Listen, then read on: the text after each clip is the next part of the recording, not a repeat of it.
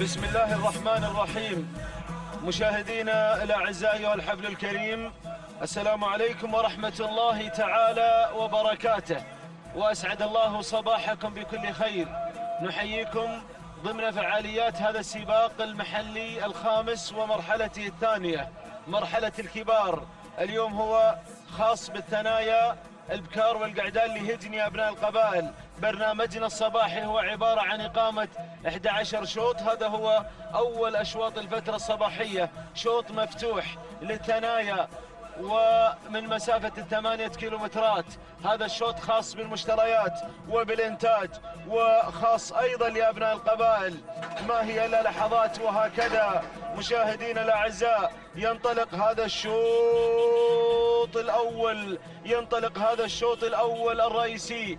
بسم الله وعلى بركة الله، بسم الله دائما وأبدا، بسم الله وعلى بركة الله، بسم الله نبدأ وعليه نتوكل، ومنه سبحانه وتعالى نطلب التوفيق والسداد والنجاح لنا ولكل المشاركين. تشارك في هذا الشوط الأول الرئيسي المفتوح فوق ال 32 بكرة ثنية حاضرة ومتواجدة اليوم في أقوى أشواط الثنايا من مسافة 8 كيلومترات التي تفتتح رسميا في هذا السباق المحلي الخامس، وذلك استعدادا للمهرجانات الكبرى التي نراها على الأبواب، بداية بمهرجان المؤسس الكبير الذي سيشهد إقامة 195 سيارة إضافة إلى فوق 50 رمز. نتمنى إن شاء الله التوفيق لملاك الحلال، لملاك الهجن في هذا المهرجان الكبير المنتظر. مشاهدينا الأعزاء، نتجه بكم لنتعرف على الخمسة المراكز المسموح لها بالنداء والإذاعة.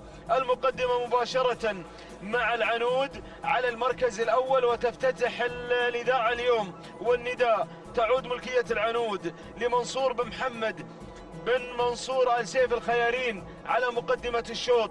ومع المركز الأول ننتقل إلى المركز الثاني، تصل فيه الشلفة، تعود ملكيتها لصالح بن علي بن جابر المطوع المري مع المركز الثاني، بينما دور المركز الثالث وصلت وانطلقت هلا يا هلا وسهلا بهلا اللي على المركز الثالث تحمل شعار الهجن السيلية. مع المركز الثالث المركز الرابع الانطلاق فيه من قبل زمزمة لعلي بن حمد بن مقارح، يقدم لنا زمزمة على المركز الرابع. ننتقل إلى المركز الخامس في هذا الشوط الأول الرئيسي، أقوى أشواط الثنايا، شوط مفتوح. المركز الخامس يا أبو بخيت، المركز الخامس وصلت مباب تطرق باب النواميس، وصل شعار السيلية في يوم الانتاج، في شوط الانتاج في يوم الامس. يصل شعار بن عقيل محمد بن طالب بن عقيل، مرحبا بشعار البرنس وبكل الشعارات الحاضرة والمتواجدة. حصل دخول وتقدم وتسلل على مباب من قبل هملولة لمحمد بن سعيد القريوي، خطفت المركز الخامس. هذا هو ندانا الأول، ما زالت التغييرات واردة. أرى سيل يا مخرجنا، عطنا اللي خلف الخمس مراكز. شوفوا شوفوا شوفوا شوفوا هذه الأعداد الهائلة التي تشارك بحثا وطمعا وأملا في اختطاف الشوط الأول الرئيسي المفتوح اليوم.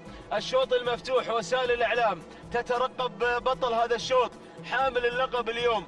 من سينتزع من هؤلاء العمالقة المتواجدين ناموس هذا الشوط؟ حلم الجميع، حق مشروع أيضا لكل المشاركين اليوم الفوز. نتمنى لهم جميعا التوفيق. العودة إلى التغيير اللي طرأ على المقدمة. الشلفة خطفت المقدمة من تحت أخف العنود. هذه الشلفة انتزعت المركز الأول، سماها الشلفة أبو ركان، يبحث عن شلفة ثنايا المفتوح. الله يوفقك يا راعي قطرسات اليوم، ويوفق كل المشاركين، وأيضا يسعد جميع الحاضرين اليوم، وكذلك الترحيب بكل الحاضرين. وأرحب أيضا بمشاهدين قناة الريان الفضائية، قنوات الدوري والكاس، موقع الأبرقة لسباقات الهجن، الموقع الذي أيضا له بث مباشر ينقل على الهواء مباشرة لكل أصقاع الدنيا ما يدور هنا من أمور في ميدان التحدي. نتمنى لكم جميعا التوفيق. يلا يا بركان، الشلفة تبغي الشلفة في مهرجان المؤسس، وفي مهرجان الأمير الوالد، وفي الختام، وفي التحدي. يلا ركز يا بركان، ركز يا بركان على الشلفة وعلى انطلاقتها اليوم. شوط مفتوح 8 كيلومترات، مسافة طويلة، مسافة تحتاج التحمل، تحتاج الصبر، تحتاج التخطيط والتكتيك من قبل المضمرين، من قبل المسايرين. هذه الشلفة قائدة لهذا الشوط، متربعة على عرش الصدارة اليوم. شلفة بركان، شلفة مطوع مع المركز الأول صالح بن علي بن جابر، المطوع النابت مع المركز الأول، بينما المركز الثاني، هات لي لقطة عليها يا مخرجنا يا محمد يا بن بخيت يا المميز. شوف المركز الثاني، شوف العنود مع المركز الثاني، الخيارين منصور بن محمد بن منصور آل سيف الخيارين، صائد الرموز، صائد الرموز قالها الشاعر اللي حضر في الشوط، صياد الرموز اسمه الحالة يسوي زعزعة صح لسانك يا القريصي. يستاهل غانم بن منصور آل سيف الخيارين، مالك هذا الشعار اللي سوى زعزعة في هذا الشوط المفتوح اليوم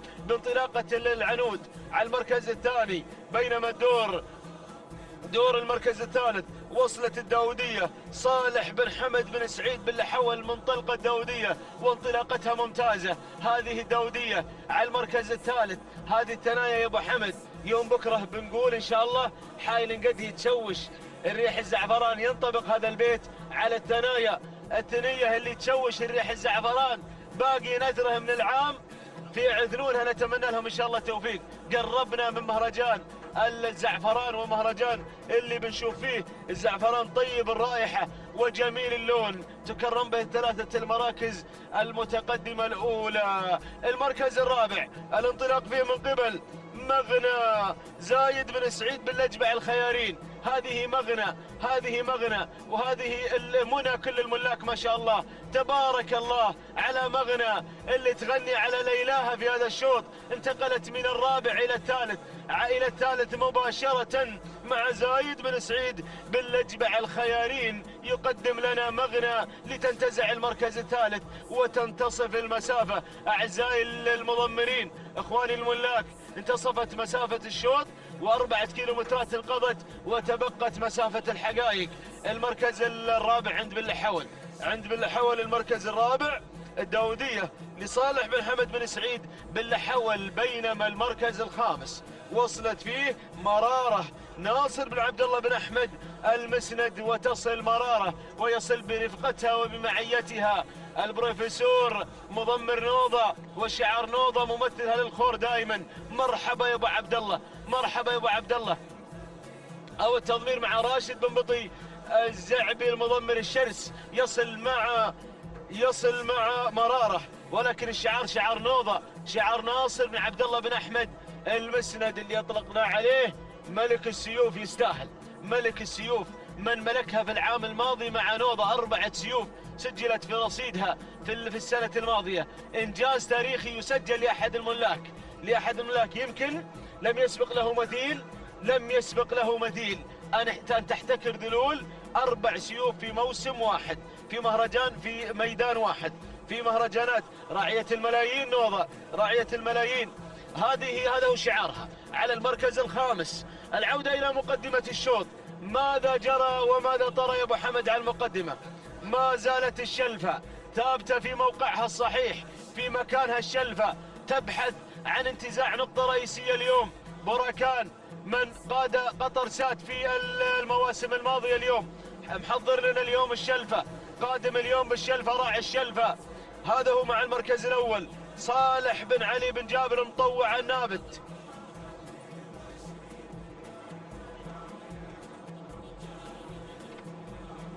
بينما المتابعة من خلال العين المجردة عبد القادر البلوشي، شعار عبد القادر ومسايرة عبد القادر لها في هذا الشوط. نتمنى لك التوفيق يا عبد القادر يا البلوشي. يلا يا عبد القادر، أحد فطاحلة التضمير، أحد المحاربين القدامى عبد القادر. مرحبا بك يا عبد القادر وبكل المشاركين اليوم. المركز الثاني ومن تتقدم هنا العنود، عنود الخيارين مع المركز الثاني منصور بن محمد بن منصور آل سيف الخيارين. يقدم العنود المندفع الخطير. العنود أعتقد في رصيدها نقطة رئيسية في السباق المحلي الماضي إن لم تخن الذاكرة. التقينا مع منصور بن محمد بن منصور آل سيف الخيارين من خلال وسائل الإعلام في المحلي الرابع، ربما مع العنود أو مع غيرها من الأسماء. هذه العنود مع المركز الثاني يتابعها في هذا الشوط غانم بن منصور آل سيف الخيارين. يقدم لنا العنود على المركز الثاني. المركز الثالث عندك يا باللحاول الداودية صالح بن حمد بن سعيد باللحاول، المتابع اعتقد مع جابر بن علي بن جرحب. المركز الثالث أو الرابع مغنى يا مغنى زايد بن سعيد بن لجبع الخيارين. بينما المركز الخامس مرارة كيلوين يا راعي مرارة عن خط النهاية ناصر بن عبد الله بن أحمد المسند الأنيق يقدم شعاره اليوم في هذا الشوط المفتوح. أرى أيضا اسم جديد ينضم إلى دائرة النداء، تصل سلاطين حمد بن صالح بن هزاع العذبة. هذه نتيجتنا أيها الأعزاء، أيها الحفل الكريم. العودة إلى مقدمة الشوط، شوطنا المفتوح يا عبد القادر يا البلوشي. أرى شعار الخيارين أخذ يتسلل، ينطلق على ظهر العنود. الله يا سلام يا سلام. العنود مع المركز الأول، العنود مع المقدمة. هل العوين اليوم يبغوا لهم سلام يا ابو منصور؟ محتاجين سلام اليوم، محتاجين تهاني وناموس. هذه العنود تزف التهاني من وقت مبكر اليوم، وإن واصلت وأتوقع أن تواصل اليوم. هذه العنود على المركز الأول منصور بن محمد بن منصور آل سيف الخيارين مع المركز الأول. بينما المركز الثاني ومن تتقدم مرارة يصل المسند مع المركز الثاني. تصل مرارة ناصر بن عبد الله بن أحمد المسند يقدمها الشرس في التضمير. مغنى يا زايد، زايد بن سعيد بن لجبع الخيارين. الدخول من سلاطين، تدخلت سلاطين في هذه اللحظات لتنتزع المركز الثالث في هذا الشوط المفتوح. دخلنا أجواء الكيلو متر الأخير يا مضمرين يا مسايرين. عاد باللحول وعادت في هذه اللحظات الداودية مع المركز الرابع وانتقلت إلى الثالث. سلاطين مع المركز الرابع لحمد بن صالح بن هزاع العذبة. وصلت أيضا في هذه اللحظات أمواج علي بن مبارك بن حمد بن جهويل ويقدمها حمد بن محمد بن جهويل. العودة إلى مقدمة الشوط بالعرج قادم والأسمارها قادمة أيضا. عودة إلى العنود الشوط المفتوح يا أبو منصور. هل العوينة أيضا يتلقون التهاني على الهواء مباشرة كسرعة العنود؟ هذه العنود خطفت هذا الشوط المفتوح. صائد الرموز يصطاد هذا الشوط المفتوح. غانم بن منصور آل سيف الخيارين قدم غانم هذا الفعل الغانم، هذا الناموس الغانم لهل العوينة. العنود طارت بالناموس، اتجهت. سلام يا العوينة، سلام يا صائد الرموز. لا حضر في الشوط، صياد الرموز اسمه الحالة يسوي زعزعة.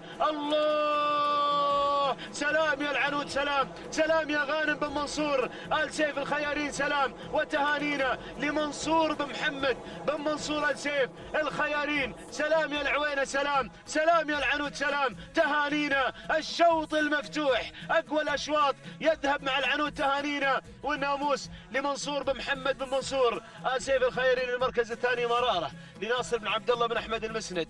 المركز الثالث أمجاد لمحمد بن حسين بن علي بن العرج. المركز الرابع وصلت فيه أمواج لعلي بن مبارك بن حمد بن جهويل. المركز الخامس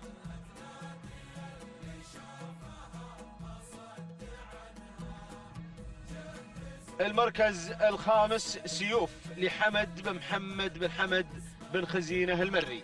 تهانينا والناموس لكل الفائزين، ونخص بالتهاني مالك العنود من انتزعت هذا الشوط الأول الرئيسي صائد الرموز، يحضر بشعاره لينتزع ويصطاد هذا الشوط الأول الرئيسي المفتوح للثنايا.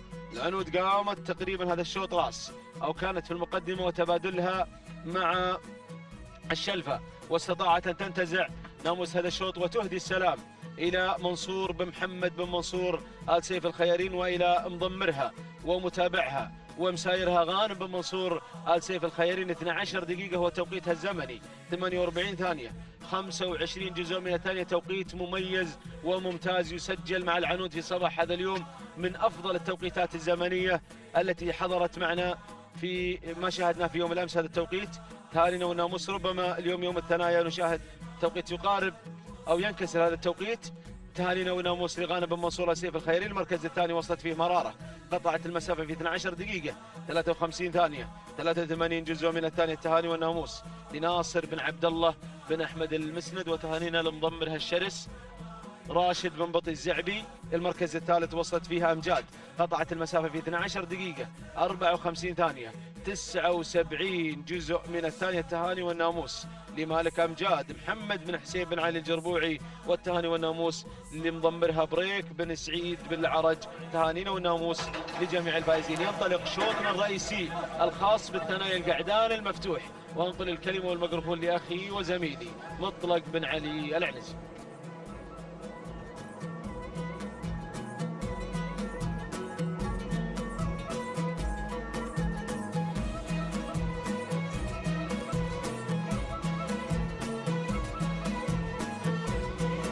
بسم الله الرحمن الرحيم، بسم الله نبدأ، بسم الله نستعين.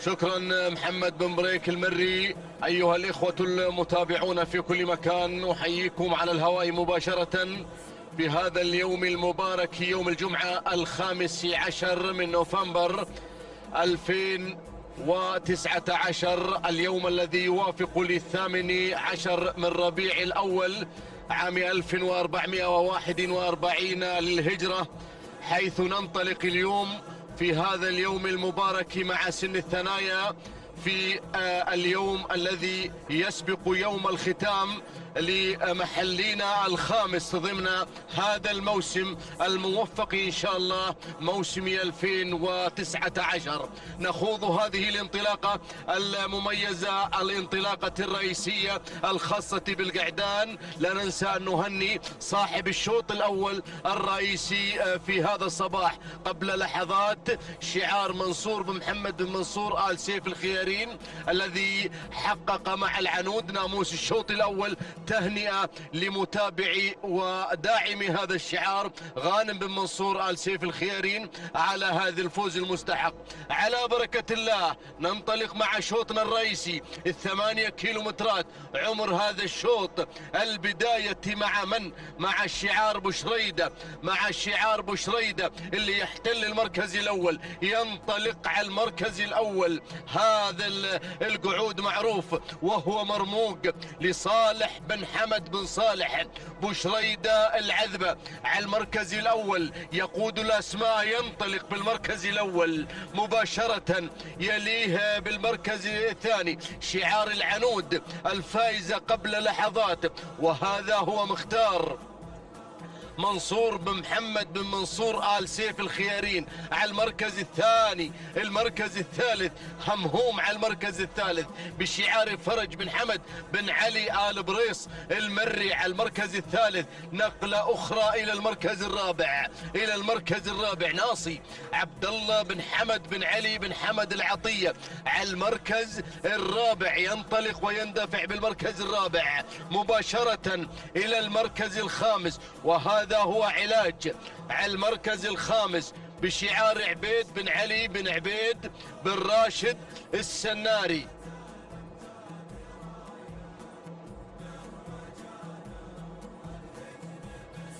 هذا هو النداء الأول متابعينا مشاهدينا الكرام، الإعلان الأول لشوطنا الرئيسي، لشوطنا الأول، للشوط الحساس، للشوط الرئيسي، الشوط المستهدف دائما في عالم سباقات الهجن. يستهدف هذا الشوط تحديدا الأشواط الرئيسية. يهتم ملاك الهجن وكبار عمالقة التضمير في هذا العالم الساحر لهذا الشوط تحديدا، يهتمون بالأشواط الرئيسية. يهتم المتابع أيضا عشاق الأصالة في الخليج يتابعون الأشواط الرئيسية دائما. يا سلام، نتمنى التوفيق للجميع.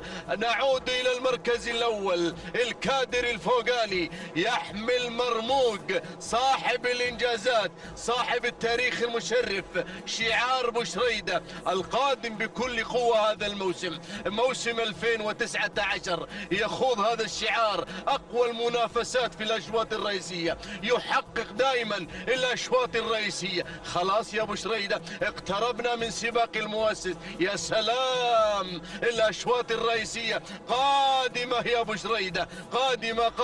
نتمنى لك التوفيق ولإخوانك عشاق الأصالة ملاك الهجن في ميدان التحدي، سواء من أبناء قطر الكرام أو عشاق الأصالة في الخليج الحاضرين هنا في ميدان التحدي. يا سلام، نعود إلى المركز الثاني، شعار العنود قادم شعار العنود. وهذا مختار، اللي اختار هذا الشعار واختار هذا الاسم منصور بن محمد بن منصور آل سيف الخيارين. نتحدث عن ماذا؟ نتحدث عن هذا الشعار، شعار إعلان، شعار السيوف أيضا ينطلق على المركز الثاني، شعار غني عن التعريف، شعار غانم بن منصور آل سيف الخيارين، أحد الشعارات المهمة، أحد الشعارات الكبيرة في هذا العالم الساحر. يتقدم مختار على المركز الثاني. المركز الثالث همهوم يا همهوم على المركز الثالث، يتواجد وينطلق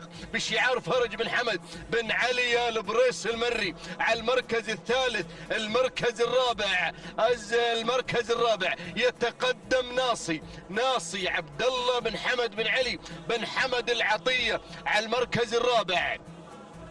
على المركز الخامس اختم ندائي مع صاحب المركز الخامس المتواجد علاج على المركز الخامس، على خامس المراكز عبيد بن علي بن عبيد بن راشد السناري على المركز الخامس. النداء الثاني يا اخواني من 8 كيلومترات، النداء الثاني لهذه المجموعة التي انطلقت واندفعت في هذا المسار. يا سلام، اسماء عملاقة قادمة بكل قوة، أتابع شعار الامبراطور قادم، وأتابع أيضا شعار هجن السيلية. يا سلام، هجن عبد الله العيدة القادمة بكل قوة في هذا الشوط، وأيضا شعار بن حديد على المركز الثامن. لكن راحت 4 كيلومترات، ومرموق مرتاح في المقدمة. مرموق يا اخواني يا مضمرين، مرموق مرتاح في المقدمة. أقول لكم مرتاح في المقدمة، يعني ماذا؟ يعني الناموس هو الأقرب مع هذا الشعار، شعار مرموق على المركز الأول. يتقدم بكل أريحية، يبتعد رويدا عن المراكز في هذا الشوط. يا سلام، المعركة الأخيرة لمرموق في هذا المحلي. خلاص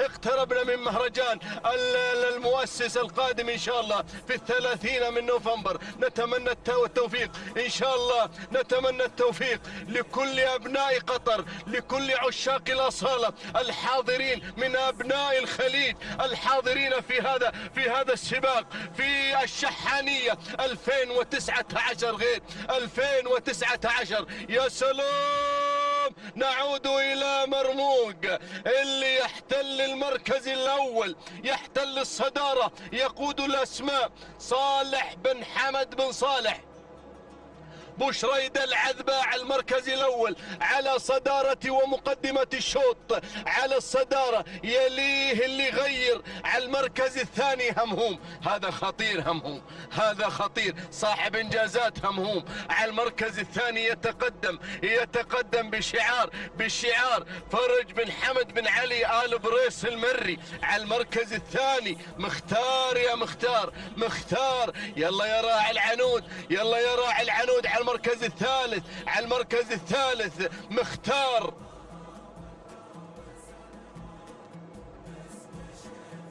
على المركز الثالث يتقدم مختار بشعار منصور بن محمد بن منصور آل سيف الخيارين. على المركز الثالث. المركز الرابع، نشوف المركز الرابع، نعطي المراكز الخمسة الأولى مرة أخرى لحضراتكم، لهم الحق في إعلانهم في هذا الشوط الرئيسي، يطمحون أن يحققوا هذا الناموس.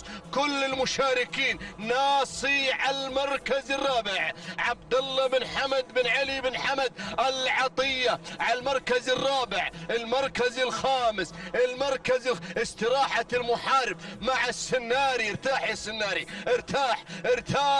العلاج علاج. على المركز الخامس عبيد بن علي بن عبيد السناري. على المركز الخامس. المركز السادس قادم شعار بن حديد. على المركز الخامس مناور سالم بن محمد بن علي الحديد المري. على المركز الخامس بدأت الأسماء بالاقتراب يا راعي مرموق. الله يعينك يا راعي مرموق، الله يعينك يا راعي مرموق. كم تبقى يا بسام؟ 2 كيلومترات عن خط النهاية، راحت 6 كيلومترات ولا زالت القيادة. الأمور مع مرموق ومع راعي مرموق. شوف الكادر الفوقاني عبر شاشة الريان، عبر شاشات قناة الدوري والكاس، على الهواء مباشرة اليوم في هذا اليوم المبارك يوم الجمعة. شوفوا مرموق على الكادر الفوقاني ينطلق في الصدارة منذ انطلاقة الشوط وهو يتقدم، لكن اسمين كبيرين وشعارين خطيرين قادمات، شعار همهوم وشعار العنود قادم. على المركز الثالث. المركز الرابع هناك يتقدم ناصي عبد الله بن حمد بن علي بن حمد العطية. يا سلام، يتسلل مناور سالم بن محمد بن علي الحديد المري، ويتقدم شعار الامبراطور مع راهي حمد بن بخيت بن عبد الهادي البريدي المري. والمركز الخامس جلمود، اول اعلان لجلمود، الشعار الفسفوري ينطلق. جلمود عبد الله بن علي بن حمد بن مبارك آل فهيدي على المركز الخامس. يا سلام، ويتقدم ايضا حالول السيلية على المركز الخامس يتقدم. لكن نعود يبدو ان الامور يا اخواني مع مرموق، يبدو ان الامور مع مرموق ان لم يكن لفرج راي اخر، ان لم يكن لغانم راي اخر في هذا الشوط. يلا يا راعي العنود، يلا يا راعي العنود، يلا يا راعي همهوم. يا سلام، راح بوشريدة، راح بوشريدة في هذا الشوط. افتتحنا الكيلومتر الاخير. ماذا تنتظر يا فرج؟ ماذا تنتظر يا غانم؟ ماذا تنتظر؟ الناموس راح مع مرموق، همهم قادم بكل قوة. يا سلام، الشوط الرئيسي لمن عصاته ببطانة، والله عصاته ببطانة. يا سلام، ثقة الكبار تقود بوشريدة في هذا الشوط، ثقة الكبار، ثقة بوشريدة بمرموق في هذا الشوط تؤهل إلى أن يفوز. وعصاته ببطانة، راق دوامنا حتى هذه اللحظة. يا سلام، تهنئة خاصة نزفها على الهواء مباشرة لمالك مرموق. جود مورنينج بوشريدة، جود مورنينج، صباح الناموس لهذا الشعار وعشاقه، صباح الناموس يا مرموق، صباح الناموس يا بوشريدة. تهنئة خاصة لابو حمد على هذا الفوز، صالح بوشريدة على فوز مرموق بالشوط الرئيسي الاول. صالح بن حمد بن صالح بوشريدة العذبة، جود مورنينج وصباح الناموس مع مع فوز مرموق بالشوط الرئيسي الأول. المركز الثاني مختار بن منصور للسيد منصور بن محمد بن منصور آل سيف الخيارين. المركز الثالث همهوم فرج بن حمد بن علي آل بريس المري. المركز الرابع حالول لهجن السيلية. المركز الخامس شعار الامبراطور على المركز الخامس يراهي لحمد بن مخيت بن عبد الهادي البريدي المري. تهانينا والناموس متابعينا مشاهدينا الكرام لمالك مرموق الفائز معنا في هذا الشوط، منتزع ومحقق ناموس هذا الشوط الرئيسي الأول. قام راس وأنهى الشوط راس. تهنئة وناموس لمالك مرموق صالح بن حمد بن صالح بوشريدة العذبة على فوز مرموق بهذا الشوط. تهانينا والناموس. التوقيت الزمني لحظة وصول مرموق في هذا الشوط. تهنئة على هذا الفوز المستحق لمالك مرموق. 12 دقيقة 47 ثانية 74 جزء من الثانية. تهانينا والناموس على هذا الفوز للسيد صالح بن حمد بن صالح بو شريدة العذبة على هذا الفوز. صباح الناموس. المركز الثاني مختار منصور بن محمد بن منصور آل سيف الخيارين. 12 دقيقة 51 ثانية 85 جزء من الثانية. تهانينا والناموس. المركز الثالث همهوم فرج بن حمد بن علي آل بريس المري. التوقيت الزمني لحظة وصوله إلى خط النهاية 12 دقيقة 52 ثانية 83 جزء من الثانية. هذه نتيجة هذا الشوط متابعينا مشاهدينا الكرام. المراكز الثلاثة الأولى بالتوقيت الزمني. تهنئة لمالك مرموق صاحب الشوط الرئيسي الأول في هذا الصباح. تهنئة لصالح بن حمد بن صالح وشريدة العذبة على فوز مرموق بالشوط الرئيسي الأول.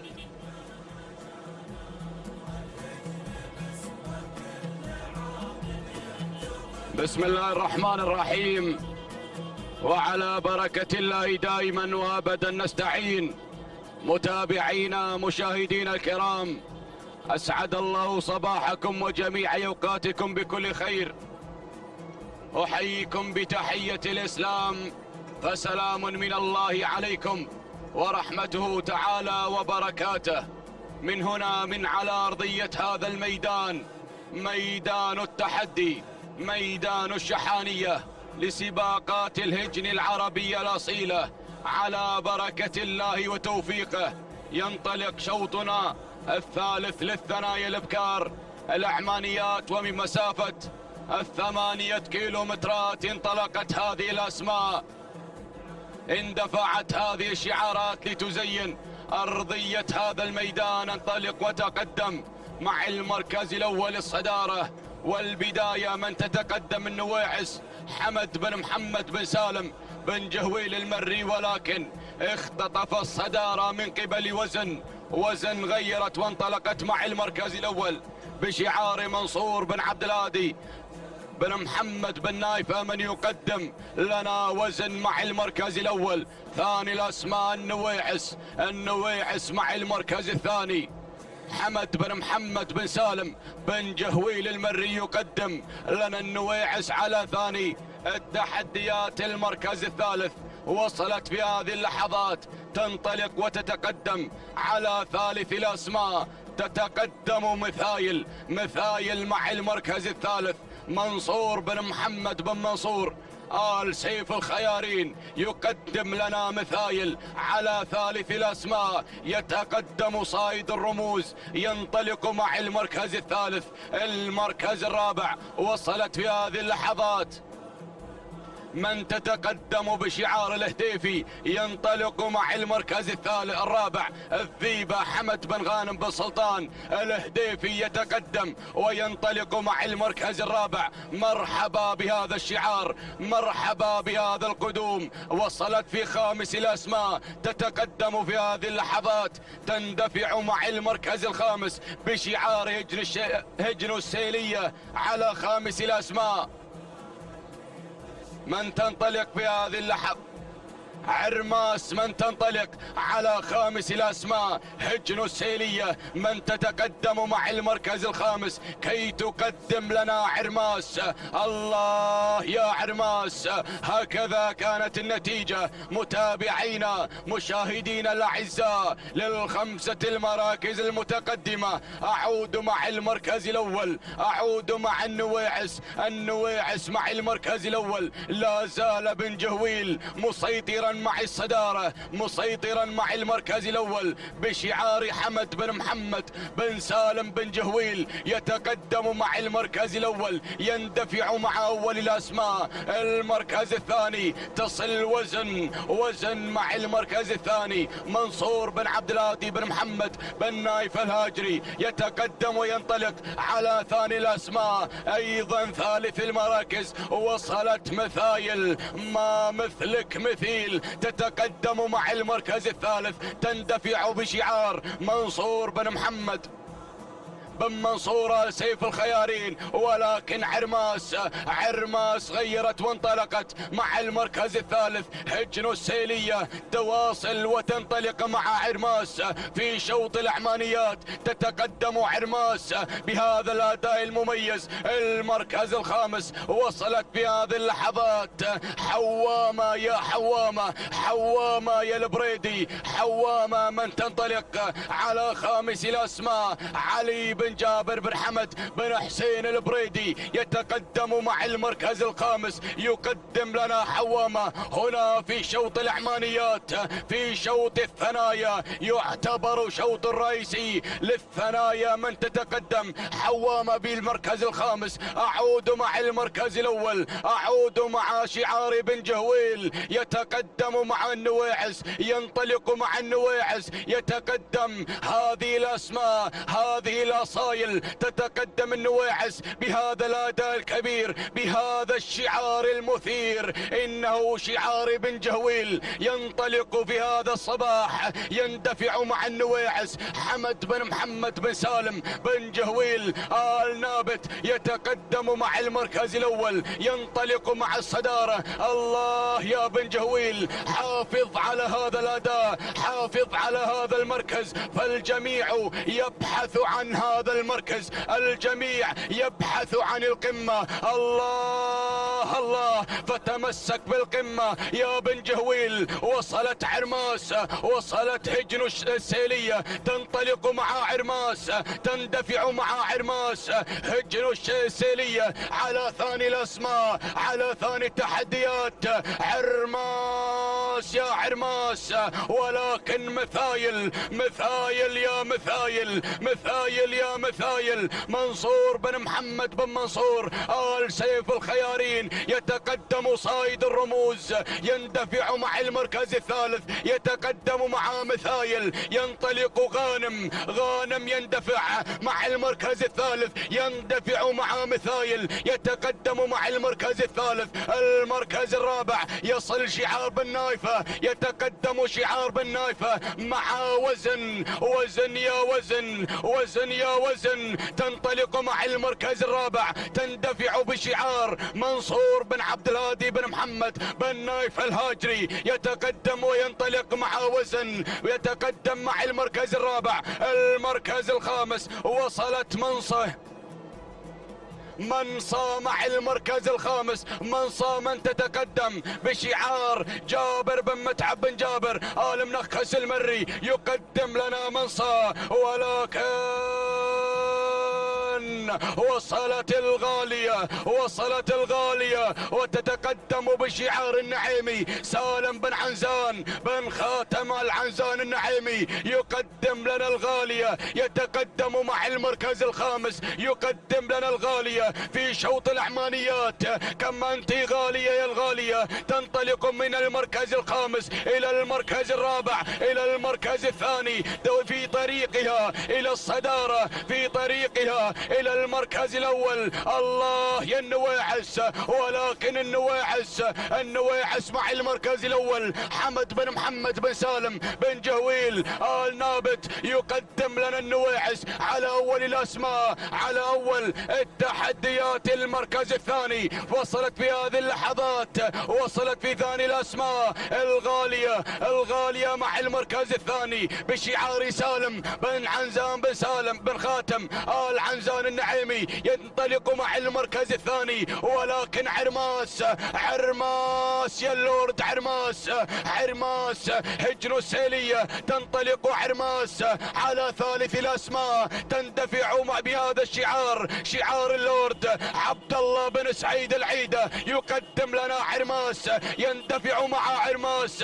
الله المركز الرابع وصلت مثايل منصور بن محمد بن منصور آل سيف الخيارين يقدم لنا مثايل على رابع الاسماء. ولكن عوايد يا بن دلموك، عوايد يا بن دلموك، انطلقت عوايد الى المركز الرابع بشعار حمد بن فرج بن حمد بن ناصر بن دلموك، يتقدم مع المركز الرابع من المركز الخامس الى المركز الرابع الى المركز الثالث. الله يا بن دلموك، ينطلق مع عوايد، يندفع مع عوايد. اعود الى المركز الاول، اعود الى عرماس من سحبت بساط المركز الاول. ولكن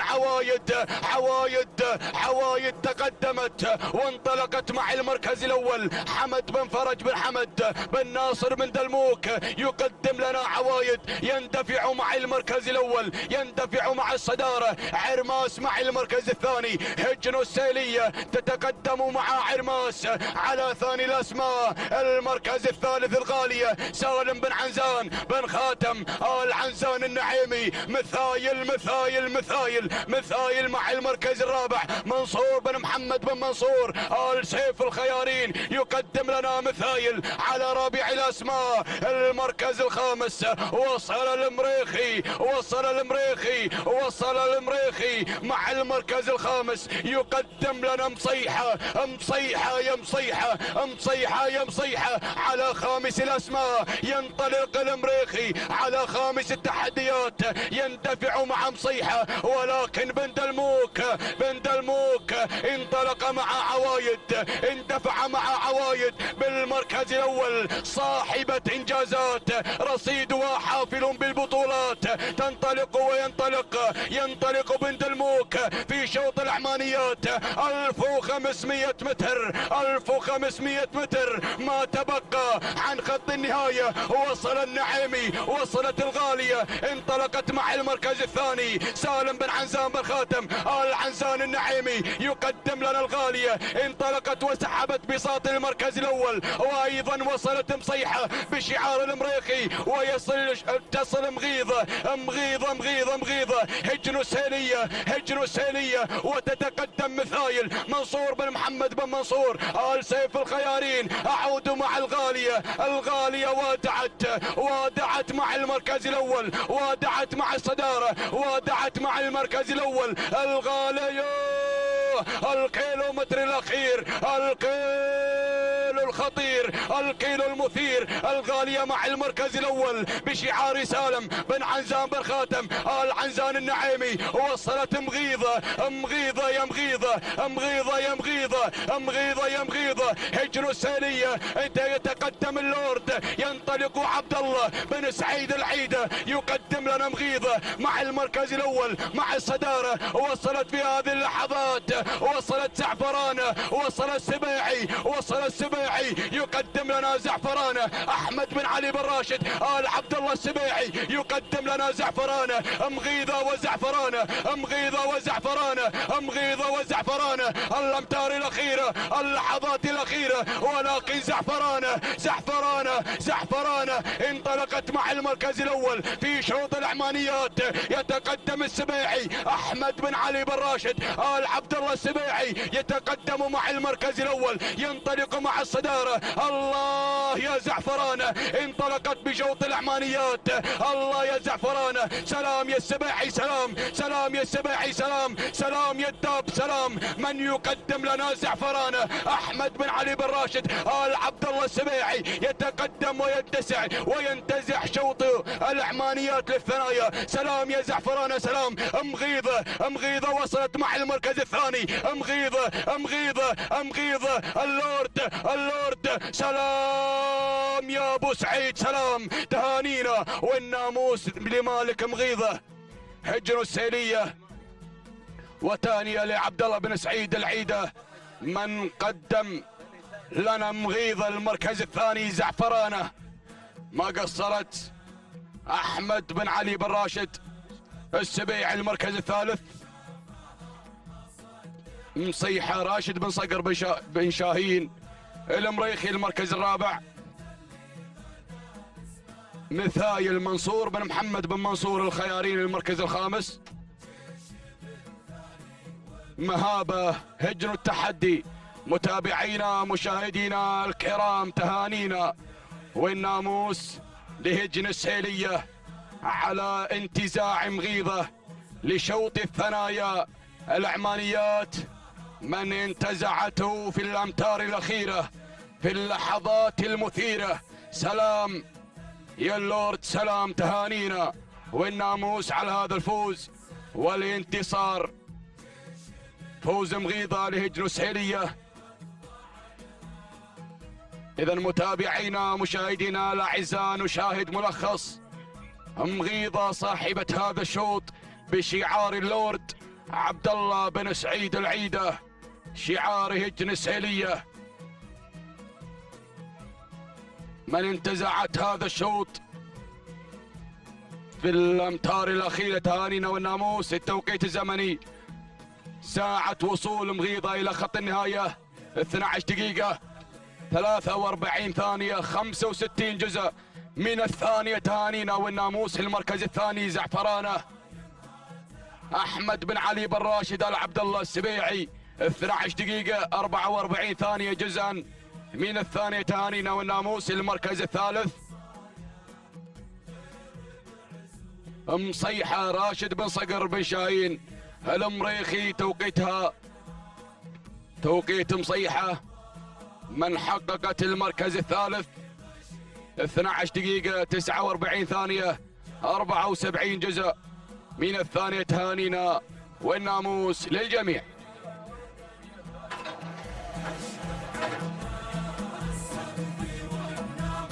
بسم الله الرحمن الرحيم.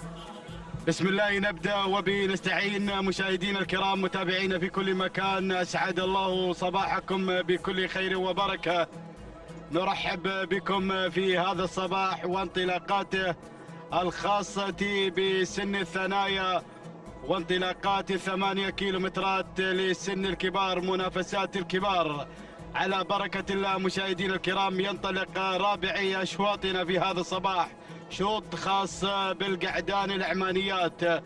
نتابع هذه الانطلاقة ضمن هذا المحلي الخامس وفي اسبوعه الثاني، منافسات هذه الاشواط العامة الخاصة بشعارات يا ابناء القبائل هنا على ارضية ميدان الشحانية. على بركة الله نسير مشاهدينا الكرام مع الصدارة مباشرة. أتابع مغادر من يبدأ بالبداية بشعار راشد بن سيف بن عبيد السناري يتقدم مع أول المراكز، بينما أتابع شاهين القادم مع ثاني المراكز.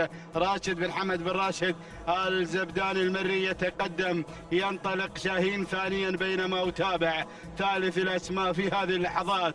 أتابع مهاجر سالم بن راشد بن سالم بن دوحة المري يقدم مهاجر مع ثالث المراكز، بينما القادم يصل في هذه اللحظات ويتقدم هنا شايم بشعار الشنجل. محمد بن ناصر بن محمد الشنجل يتقدم مع شايم مع رابع المراكز، وخامس الأسماء يصل معزم سالم بن عنزان بن خاتم العنزان النعيمي يتقدم في هذه اللحظات. النعيمي الشعار البرشلوني يغير بدوره من مركز إلى مركز، يصل في هذه اللحظات مع ثالث المراكز، ويتابع وصول من هملول راشد بن صقر بن شاهين المريخي القادم في هذه اللحظات بدوره إلى رابع المراكز.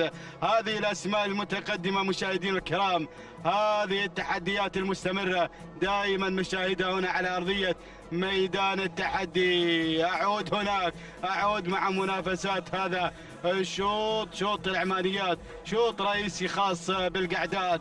نتابع هناك البداية. مغادر ينطلق على أول المراكز، شعار السناري حاضر مع أيضا هذا التقدم. راشد بن سيف بن عبيد السناري يتقدم مع البداية والصدارة، بينما أتابع هناك من الجانب الآخر أتابع مهاجر يصل مع ثاني الأسماء بشعار سالم بن راشد بن سالم بن دوحة يتقدم في هذه اللحظات مع ثاني الأسماء، بينما أتابع وصول من الجانب الآخر هناك يتقدم في هذه اللحظات شاهين هنا يصل مع ثالث الأسماء، ولكن أتابع التغيير من معزم سالم بن عنزان بن خاتم العنزان النعيمي الشعار البرشلوني هنا قادم في أيضا منافسات العمانيات، بينما أتابع هملول راشد بن صقر بن شاهين المريخي قادم هنا مع انطلاقة هملول والسلالة الهملولية سلالة جبار أيضا تتقدم في هذه اللحظات، بينما أتابع خامس الأسماء هناك وصول من الحذر شعار خميس بن محمد بن خميس بن عويض المريخي يتقدم في هذه اللحظات، يقدم الحذر مع خامس الأسماء. هذه الأسماء، هذه المنافسات، هذه التحديات مشاهدينا الكرام، انطلاقات 8 كيلومترات الحاضرة في هذا السباق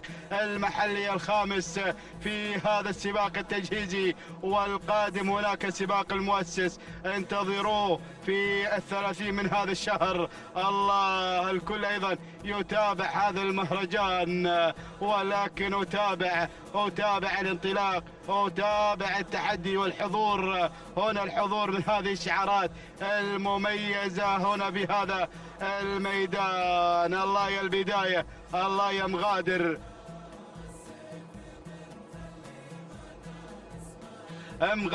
مشاهدين الكرام، السناري متواجد.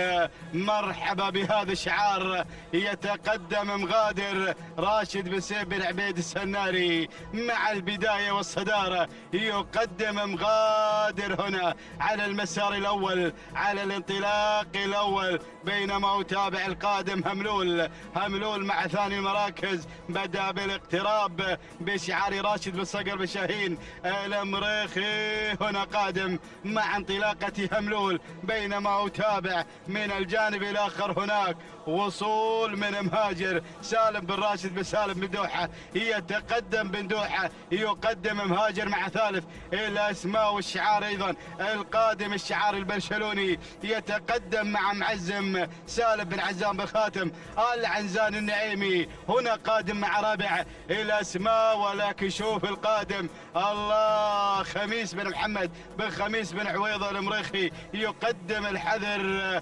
مرحبا بك يا المريخي، مرحبا بك يا خميس، من تتقدم في هذه اللحظات هنا مع الحذر. نتمنى لك التوفيق ولكل المشاركين والمتواجدين في هذه الأشواط. هنا أتابع الحذر بدأ بالاقتراب، وحذاري من الحذر القادم مع خامس المراكز. الله، شوف الأسماء، شوف الاندفاع الذاتي. 5 مراكز مشاهدين الكرام كما تتابع تتابعونها عبر الكادر الأعلى لقناة الريان. هنا نتابع التحدي والانطلاق المميز. الله مغادر يقود المسيرة هنا مع ال4 كيلومترات الأولى، ولكن شوف هناك التغيير. غير معزم يغير أحد الأسماء اللامعة المتواجدة في هذا الشوط. هنا شعارك النعيمي يعشق دائما هذه السلالات، يتواجد في أشواط العمانيات. يقدم معزم سالم بن عنزان بالخاتم آل عنزان النعيمي هنا مع البداية والصدارة، ولكن شوف القادم حذاري من الحذر. القادم مع ثاني المراكز خميس بن محمد بن خميس بن عويضة المريخي هنا يصل مع ثاني المراكز. شوف القادم هملول هنا مع ثالث المراكز راشد بن صقر بن شاهين المريخي متواجد منطلق مع انطلاقة هملول مع ثالث الأسماء ووصول من شاهين. ووصل الزبداني هنا القادم مع رابع المراكز شاهين لراشد بن حمد بن راشد آل زبدان المري يتقدم في هذه اللحظات. بدأ بالاقتراب والكل قادم. مشاهدينا الكرام خامس الأسماء هناك مغادر لراشد بن سيب بن عبيد السناري مع خامس المراكز، ولكن أسماء حاضرة، أسماء متواجدة في شوط العمانيات. هذا الشوط شوط رئيسي للعمانيات القعدان. هناك الصدارة مع البرشلوني على البداية والصدارة وانطلاقة معزم بن ناموس. معزم هنا مع البداية والصدارة. سالم بن عنزان بالخاتم آل عنزان النعيمي مع البداية والصدارة، ولكن شوف القادم شاهين يتقدم مع ثاني المراكز راشد بن حمد بن راشد آل زبدان المري. القادم مع شاهين مع ثاني الأسماء، بينما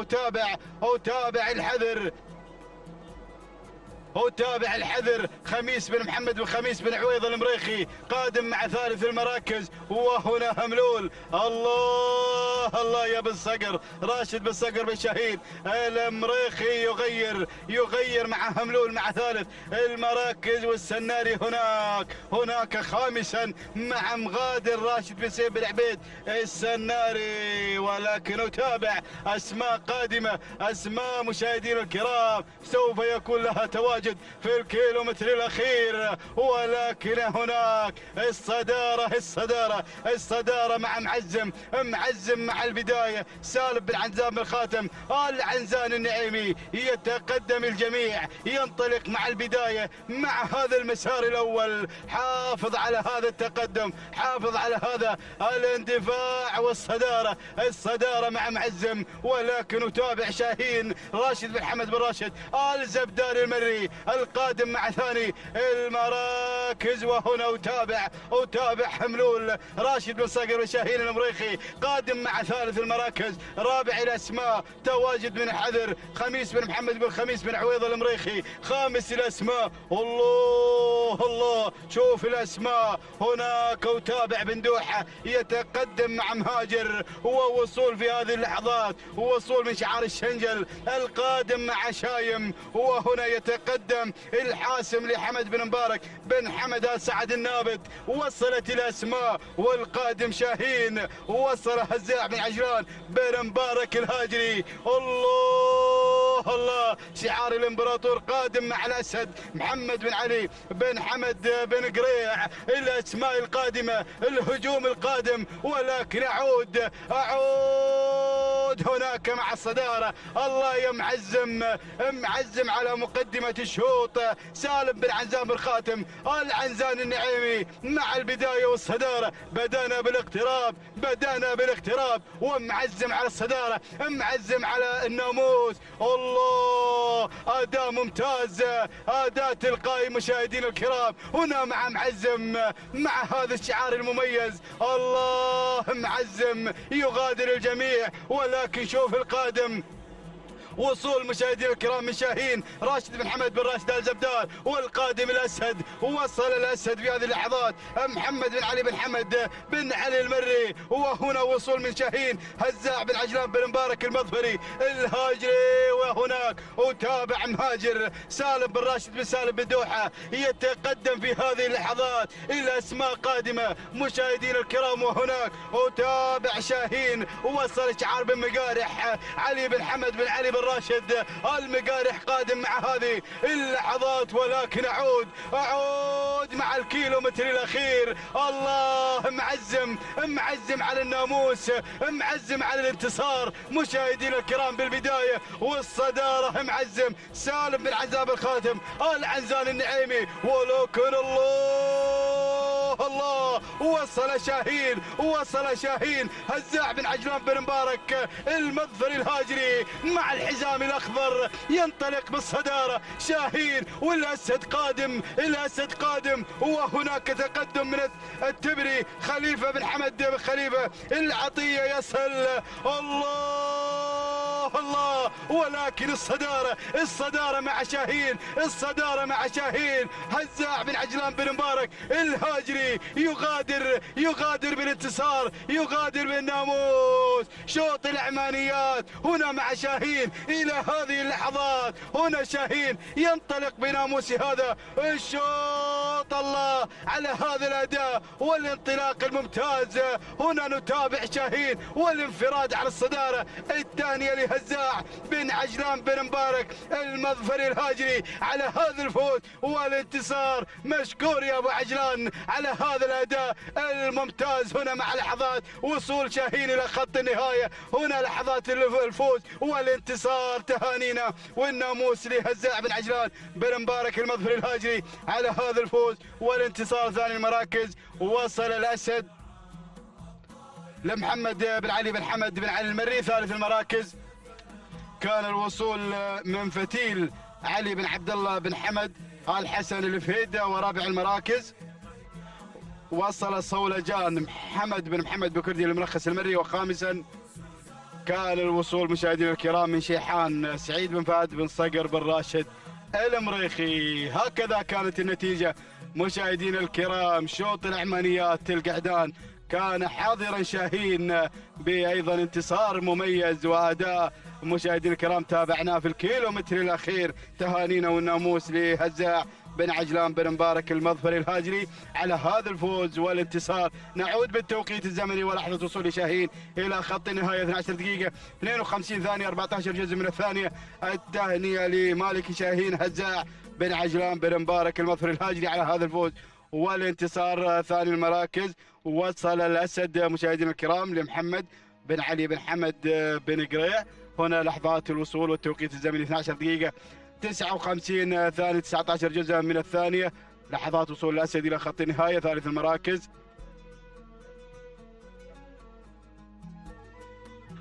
نتابع ثالث المراكز في هذه اللحظات. وصل فتيل ب 13 دقيقة بدون ثواني 81 جزء من الثانية. الثانية لمالك فتيل علي بن عبد الله بن حمد الحسن الفهيدة على هذا الفوز ووصول فتيل في ثالث المراكز. هكذا كانت النتيجة مشاهدينا الكرام. تهانينا والناموس للجميع.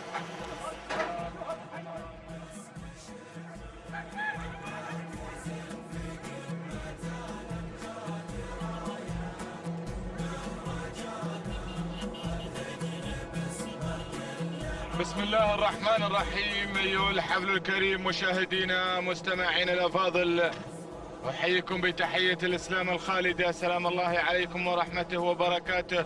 أرحب بكم أجمل ترحيب في هذا الانطلاق المميز ضمن فعاليات المحلي الخامس بمرحلته الثانية بيومه الثاني. نتواصل مع أشواط الكبار في هذا المسار. انطلاقة الشوط الخامس لفئة الثنايا بكار ينطلق من مسافة 8 كيلومترات. الرحلة المتواصلة مع هذه الشعارات الجميلة التي تنطلق باحثة عن الناموس وعن الانتصار في هذا التحدي الكبير والمميز في هذا الصباح الجميل الذي تابعنا به التحدي مع الشعارات العمالقة والكبار في ملتقى المميزين المبدعين دائما في هذا العالم الساحر. نبدأ بعد المراكز ومع البداية مباشرة مع أول المراكز، أول التحديات في هذا التحدي الكبير. تتواجد المحروسة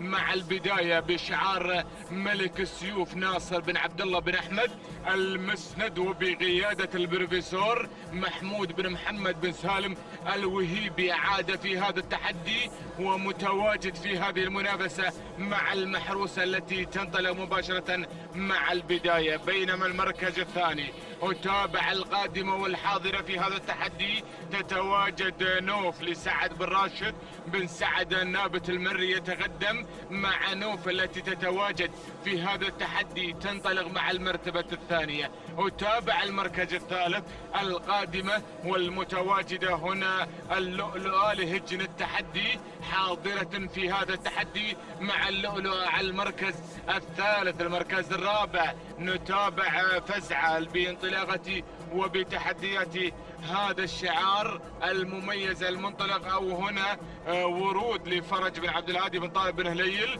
القفراني يقدم لنا ورود على المركز الرابع. انتقل مباشرة مع صاحبة المركز الخامس هنا الطيارة سعود بن عبد الله بن أحمد النعيمي، هنا يتقدم بعبد الله حاضرا ومتواجدا في هذا التحدي مع الطيارة التي تصل إلى المرتبة الخامسة. هذه النتيجة مشاهدينا مستمعينا الأفاضل للخمس المراكز الأولى التي تسيطر على دائرة النداء والإذاعة. تتواجد في موقع واحد مباشرة في هذا التحدي الكبير وبهذه المنافسة المميزة مع هذه الشعارات الحاضرة والمتواجدة في هذا التحدي الكبير وبهذه المنافسات المميزة على أرضية ميدان التحدي ميدان الشحانية. نتابع الشعارات والأسماء والنوعيات الفريدة التي تشارك في هذا التحدي الكبير وبهذه المنافسات المميزة مع هذا العالم الساحر. نعود مباشرة مع البداية ومع النعيمي سعود بن عبد الله النعيمي يطير مع الطيارة مباشرة إلى الصدارة وإلى التحديات الأولى. بدأت تغير إلى مقدمة الشوط مع الصدارة. هناك نوف على المركز الثاني سعد بن راشد بن سعد النابت المري في المشاركة والتحدي يتقدم مع المركز الثاني. المركز الثالث ورود هنا قادمة وحاضرة بقيادة فرج بن عبد الهادي بن طالب بن هليل الغفراني يتواجد مقدم لنا عطاءات وتحديات ورود على المركز الثالث. المركز الرابع المحروسة هنا قادمة في هذا التحدي بقيادة ناصر بن عبد الله بن أحمد المسند يتواجد باندفاعة المحروسة على المركز الرابع. والمركز الخامس هي اللؤلؤة القادمة بشعار هجن التحدي. هذه نتيجة للخمس المراكز الأولى، لا تغيير على الأسماء المتواجدة في دائرة النداء والإذاعة المنطلقة في هذا التحدي والمتواجدة في هذا المسار المميز مع هذه الانطلاقات الجميلة ومع هذه الأسماء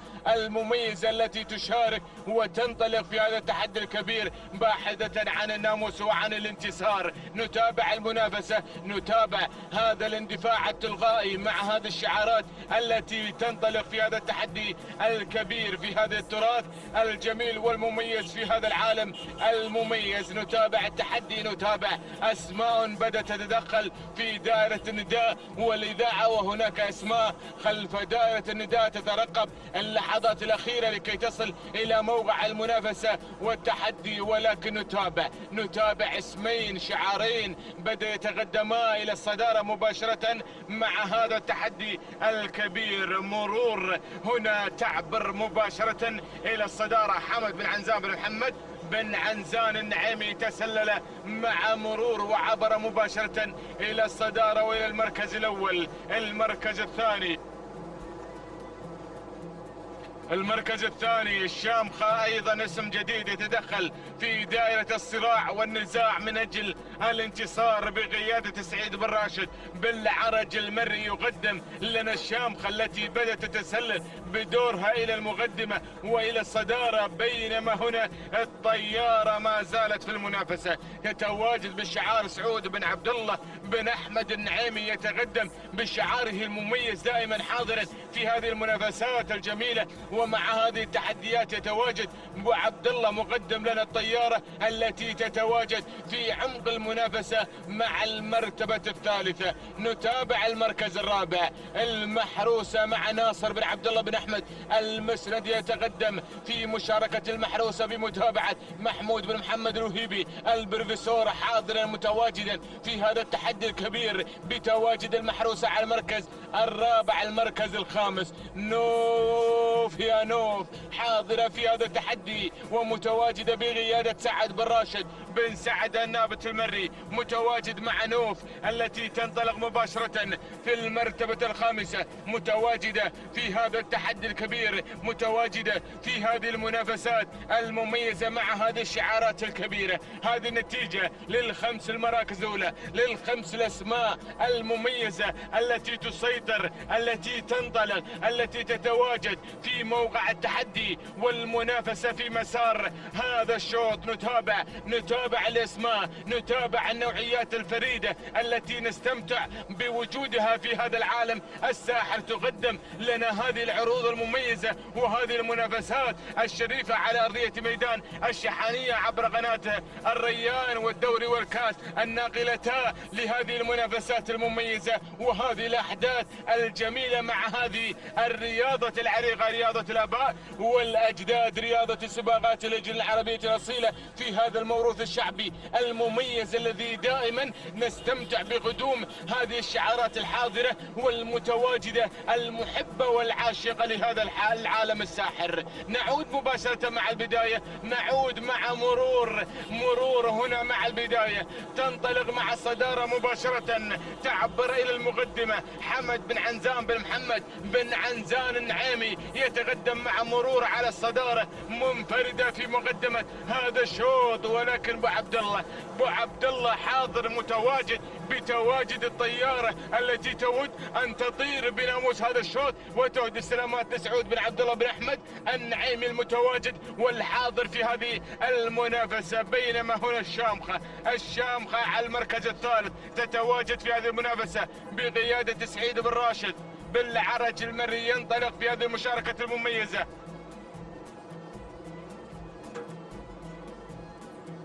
باندفاعة الشامخة على المركز الثالث. المركز الرابع ملك السيوف غادم ناصر بن عبد الله بن احمد المسند، يقدم لنا المحروسة على المركز الرابع، متواجدة في هذه المنافسة. المركز الخامس نوف لسعد بن راشد بن سعد النابت المري. هذه النتيجة للخمس المراكز الأولى، ما زالت هي لا تغيير عليها، ما زالت المراكز في انطلاقة هذا التحدي الجميل وفي موقع واحد من أجل المنافسة، من أجل التحدي، من أجل الانتصار في هذا المسار. نتابع الأسماء، نتابع الشعارات، نتابع هذه الأسماء المميزة التي تنطلق وتتواجد في موقع واحد من أجل التحدي. موقعنا وين؟ وصلنا الكيلوين الأخيرة، وصلنا الكيلوين الأخيرة التي تفصلنا عن الناموس وعن الانتصار، والأجواء ما زالت هادئة في هذا التحدي، في هذا الانطلاق، في هذه المنافسة المميزة. مرور وانطلاقة الطيارة وتواجد الشامخة وباندفاعة المحروسة وبتواجد نوف، 5 مراكز تتنافس في موقع واحد من أجل التحدي، من أجل الناموس، من أجل الانتصار. ولكن القيادة مع حمد بن عنزان بن محمد بن عنزان النعيمي، ينطلق مع مرور، يعبر مع صدارة مباشرة في هذا التحدي الكبير بهذه الاندفاعات الدفعة التلغائية الطيارة على المركز الثاني سعود بن عبد الله بن أحمد النعيمي. الشامخة على المركز الثالث سعيد بن راشد بالعرج المري. والرابعة هنا تصل المحروسة مع المركز الخامس تنطلق مباشرة بشعار ناصر بن عبد الله بن أحمد المسرد. وخامس النوف لسعد بن راشد بن سعد النابت المري. 5 مراكز تنفرد في موقع الصدارة، في موقع التحدي، في موقع الإبداع والإمتاع في هذا التحدي الكبير. ولكن هنا تعبر الشامخة إلى الصدارة، تتسلل إلى التحدي، تتسلل إلى المرتبة الأولى باحثة عن هذا الانتصار، باحثة عن هذا الإنجاز بقيادة سعيد بن راشد بالعرج المري الذي يتابع ويراقب الموقف هنا في هذا التحدي، في هذا الانطلاق المميز. ولكن مرور مع محمد بن عنزان النعيمي مع الكيلومتر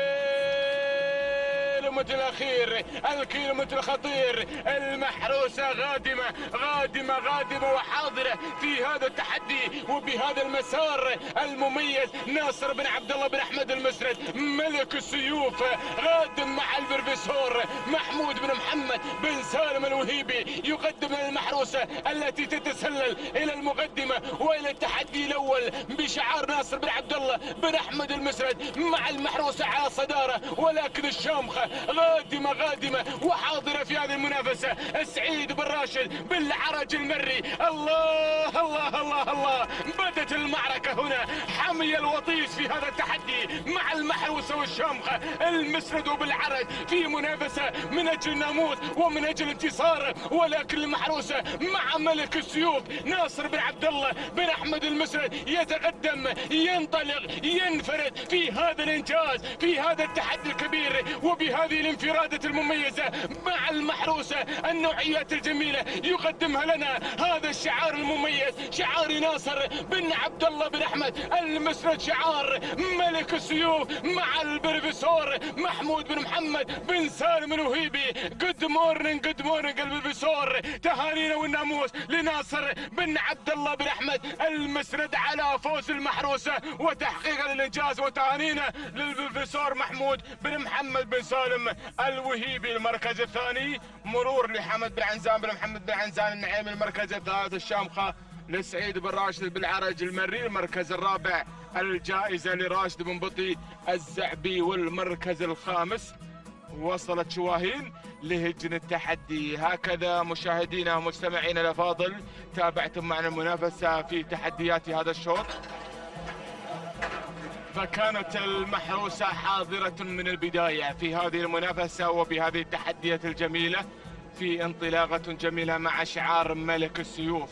محروسة تحقق هذا الإنجاز وتنتصر بناموس هذا الشوط. 12 دقيقة 42 ثانية 99 جزء من الثانية. تهانينا وناموس لناصر بن عبد الله بن أحمد المسند على فوز المحروسة. وتهانينا للبروفيسور محمود بن محمد بن سالم الوهيبي من تابع المحروسة محققة هذا الإنجاز. المركز الثاني مرور وصلت في المركز الثاني 12 دقيقة 46 ثانية 55 جزء من الثانية. تهاني وناموس لحمد بن عنزان بن محمد بن عنزان النعيمي على فوز مرور وتحقيق المركز الثاني. المركز الثالث الشامخة 12 دقيقة 46 ثانية 73 جزء من الثانية. تهاني وناموس لسعيد بن راشد بالعرج المري على فوز الشامخة في المركز الثالث. تهاني وناموس لجميع الفائزين.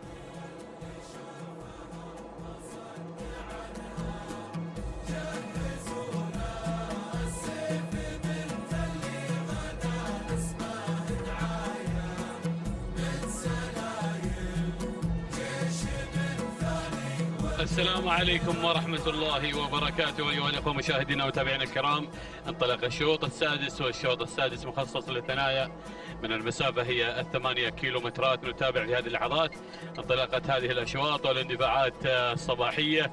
نتابع هنا هذا الانطلاق واندفاع سن الثنايا وهذا المحلي السادس. نتابع هنا في هذه اللحظات المراكز الأولى المتقدمة، ونتابع مقدمة الشوط مع الراوي لسعيد بن مبخوت بن محمد بن مسعود بن جابر ايضا بن مسعود اللي على المركز الاول، ولكن ينخطف في هذه اللحظات من اللي غير مصدع لعبد الهادي بن سيف بن فهد سيف الخيارين على مقدمه هذا الشوط. هذه اللحظات يغير من الجانب الايمن، بينما النقله في هذه اللحظات على الانطلاق نتابع هناك اللي وصل مروح لمحمد بن خليفه بن محمد العلي المعاضيد، بينما ارى هنا في هذه اللحظات ايضا وصول اخر وانطلاق نتابع في هذه اللحظات مبلش لسالم بن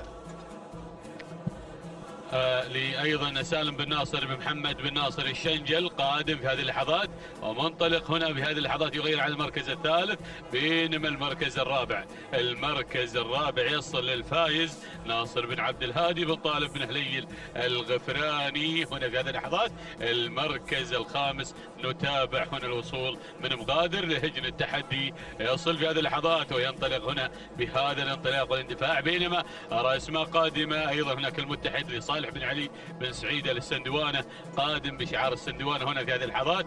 ايضا هناك اسماء ما شاء الله ما شاء الله يا هذا الشوط بدايه تحدي منذ الانطلاق. نتابع هذه الاسماء والكوكبه الجماعيه وهذه الانطلاقه. ايضا نرى هناك اسم اخر مع هجاج لخليفه بن حمد بن خليفه العطيه قادم ايضا في هذه اللحظات مع هجاج. هناك اسماء منطلقه، ولكن بنعود الى مغادر لهجن التحدي اللي يغير مباشره الى مقدمه الشوط الى الانطلاق الى الاندفاع بالمركز الاول بهذه اللحظات، بينما المركز الثاني نتابع هنا ايضا وصول مع ايضا هجاج لخليفه بن حمد بن خليفه العطيه. هناك المركز الثالث نتابع شعار السندوانه قادم في هذه اللحظات مندفع في هذا الانطلاق مع المتحد لصالح بن علي بن سعيد السندوانه قادم مع المركز الثالث ومندفع في هذه اللحظات بهذا الاداء والانطلاق مع سن الثنايا. نتابع الاثاره والابداع، نتابع هنا ايضا الوصول والانطلاق مع الفايز ناصر بن عبد الهادي بن طالب بن هليل ايضا واصل مع المركز الرابع ومنطلق ومندفع. هنا اسماء منطلقه يا سلام، بدانا بالجد في هذه اللحظات، بدانا بالانطلاق. ايضا هنا وصول جديد في هذه اللحظات من اللي وصلنا.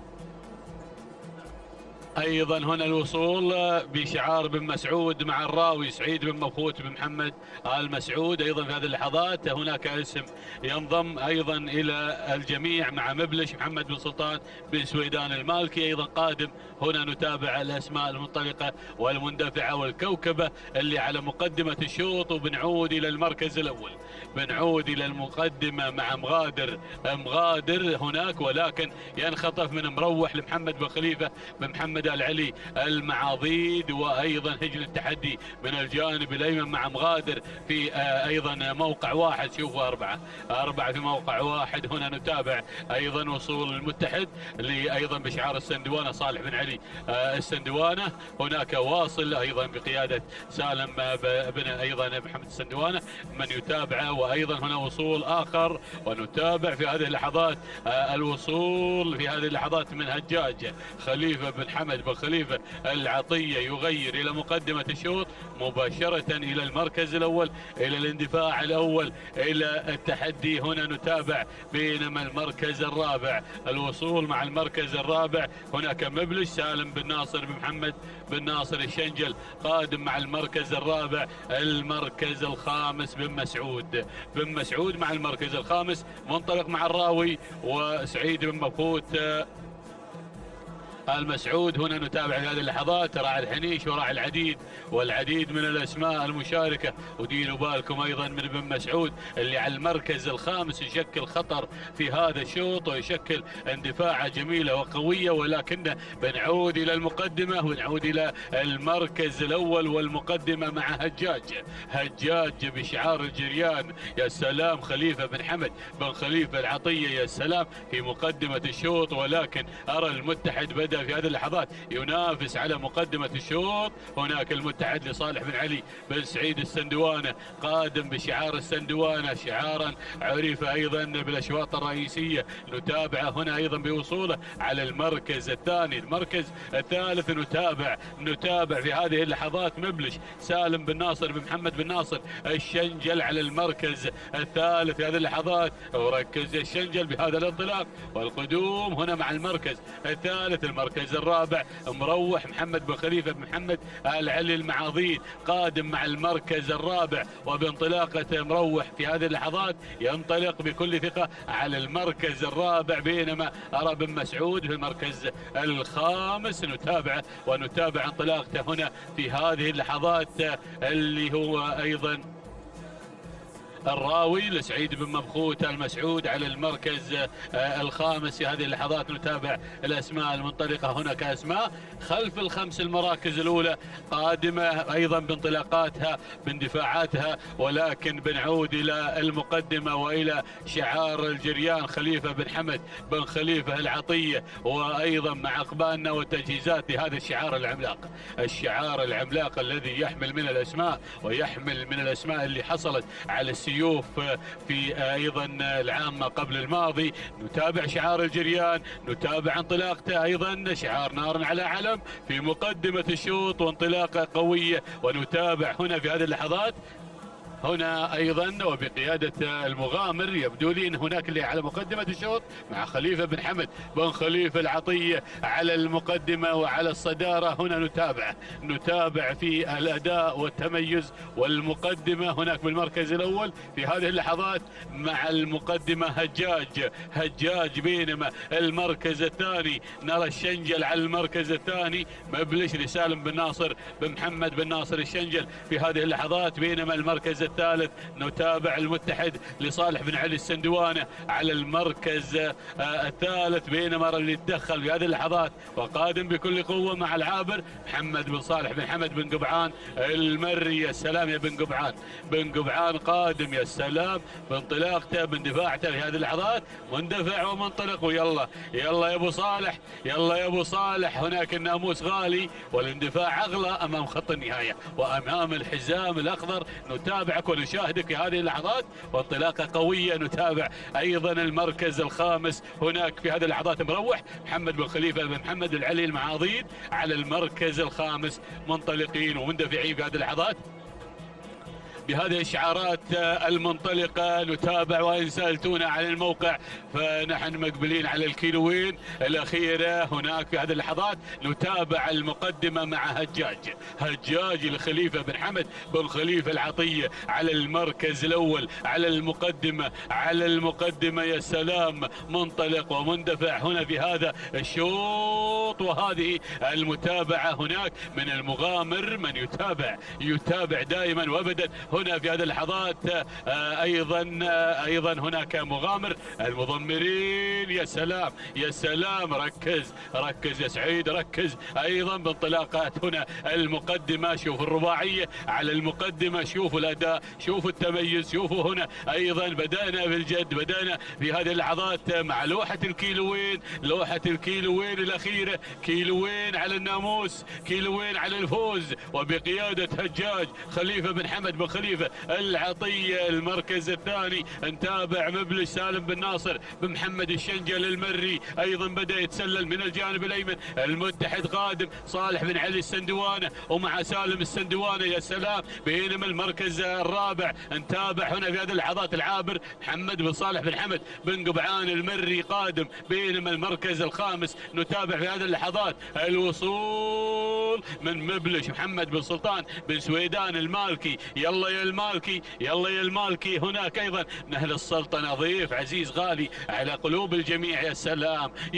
في هذه اللحظات في هذا الاداء. ولكن الله يا سلام يا المتحد يتحد في المقدمة في هذه اللحظات مع 1500 متر. وركز السندوانة، ركز يا ابو محمد، ركز. يا سلام في المقدمة. نبي نرسل ايضا سلام ايضا للعزب الشمالية بهذا الناموس الغالي يا ابو محمد هنا مع المتحد اللي في المركز الأول وفي المقدمة، بينما المركز الثاني أيضا الخطر من مبلش سالم بن ناصر محمد أيضا السندوانة، بينما بن قبعان قادم في هذه اللحظات بانطلاقة العابر محمد بن صالح بن حمد بن قبعان المري، بينما أرى هناك المالكي أيضا من سلطنة عمان الشقيقة أيضا قادم ببلش محمد بن سلطان بن سويدان المالكي. الله، هجوم يا جماعة، هجوم يا جماعة، يا سلام يا سلام يا سلام، الله يا إثارة، يا أيضا اندفاع، يا مقدمة، بينما شعار بن دلموك قادم، وأيضا وصول آخر هنا من مرحب محمد بن طالب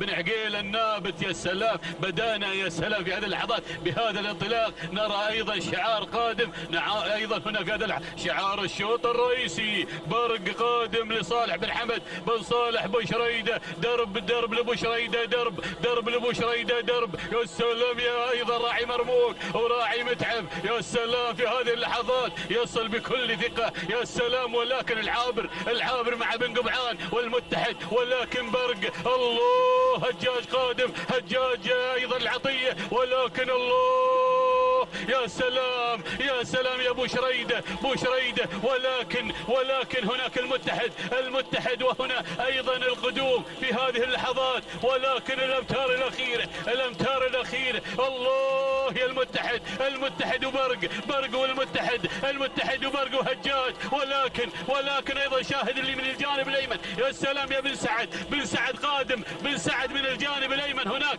نتابع محمد بن صالح آل سعد هناك هذه اللحظات، ولكن الله يا الأمتار الأخيرة، برق كما عودنا هذا الشعار، كما عودنا مع مالك صالح بن حمد بن صالح بو شريدة. سلام يا بو شريدة، سلام مع برق، تهانينا والناموس على هذا الفوز وساعة الوصول إلى خط النهاية. يا سلام على هذا الأداء يا بو شريدة مع الانطلاق، بينما المركز الثاني المتحد اللي ما قصر لصالح بن علي السندواني. يا سلام على هذا الناموس، يا سلام على هذا التحدي، شاهدت الإثارة إلى خط النهاية واندفاعات قوية. هناك المركز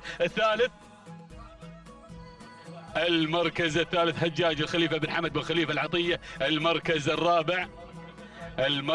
الرابع هناك بن سعد اللي وصلنا. يا سلام يا هذا الشغل، ايضا مطلب لصالح لسالم بن صالح بن سالم السعد، وتهانينا لك يا منور. بينما المركز الخامس وصل راهي لسالم الخديم بن سالم بن عايض العذبة. يا سلام يا هذا الشوط، شاهدنا التحدي، شاهدنا الإثارة، شاهدنا الفوز هنا مع برق اللي توقيته 13 دقيقة 3 ثواني 47 جزء من الثانية. تهانينا لما أيضا مالك مرموق ومالك متعب ومالك برق، أيضا صالح بن حمد وصالح بن شريدة على هذا الفوز. تهانينا لولده أيضا حمد على هذا الناموس الغالي. بينما المركز الثاني نتابع في هذه اللحظات أيضا هناك المتحد توقيته 13 دقيقة 4 ثواني 59 جزء من الثانية. تهانينا والناموس لمالك المتحد اللي ما قصر، اللي قدم العرض الممتاز صالح بن علي بن سعيد السندوانة، والتهنئة وصولها لك سالم السندوانة على هذا الناموس. بينما المركز الثالث وصلنا هنا هجاج توقيته 13 دقيقة 5 ثواني 16 جزء من الثانية. تهانينا والناموس لخليفة بن حمد بن خليفة العطية، والتهنئة للمغامر سعيد بن بطي الزعم.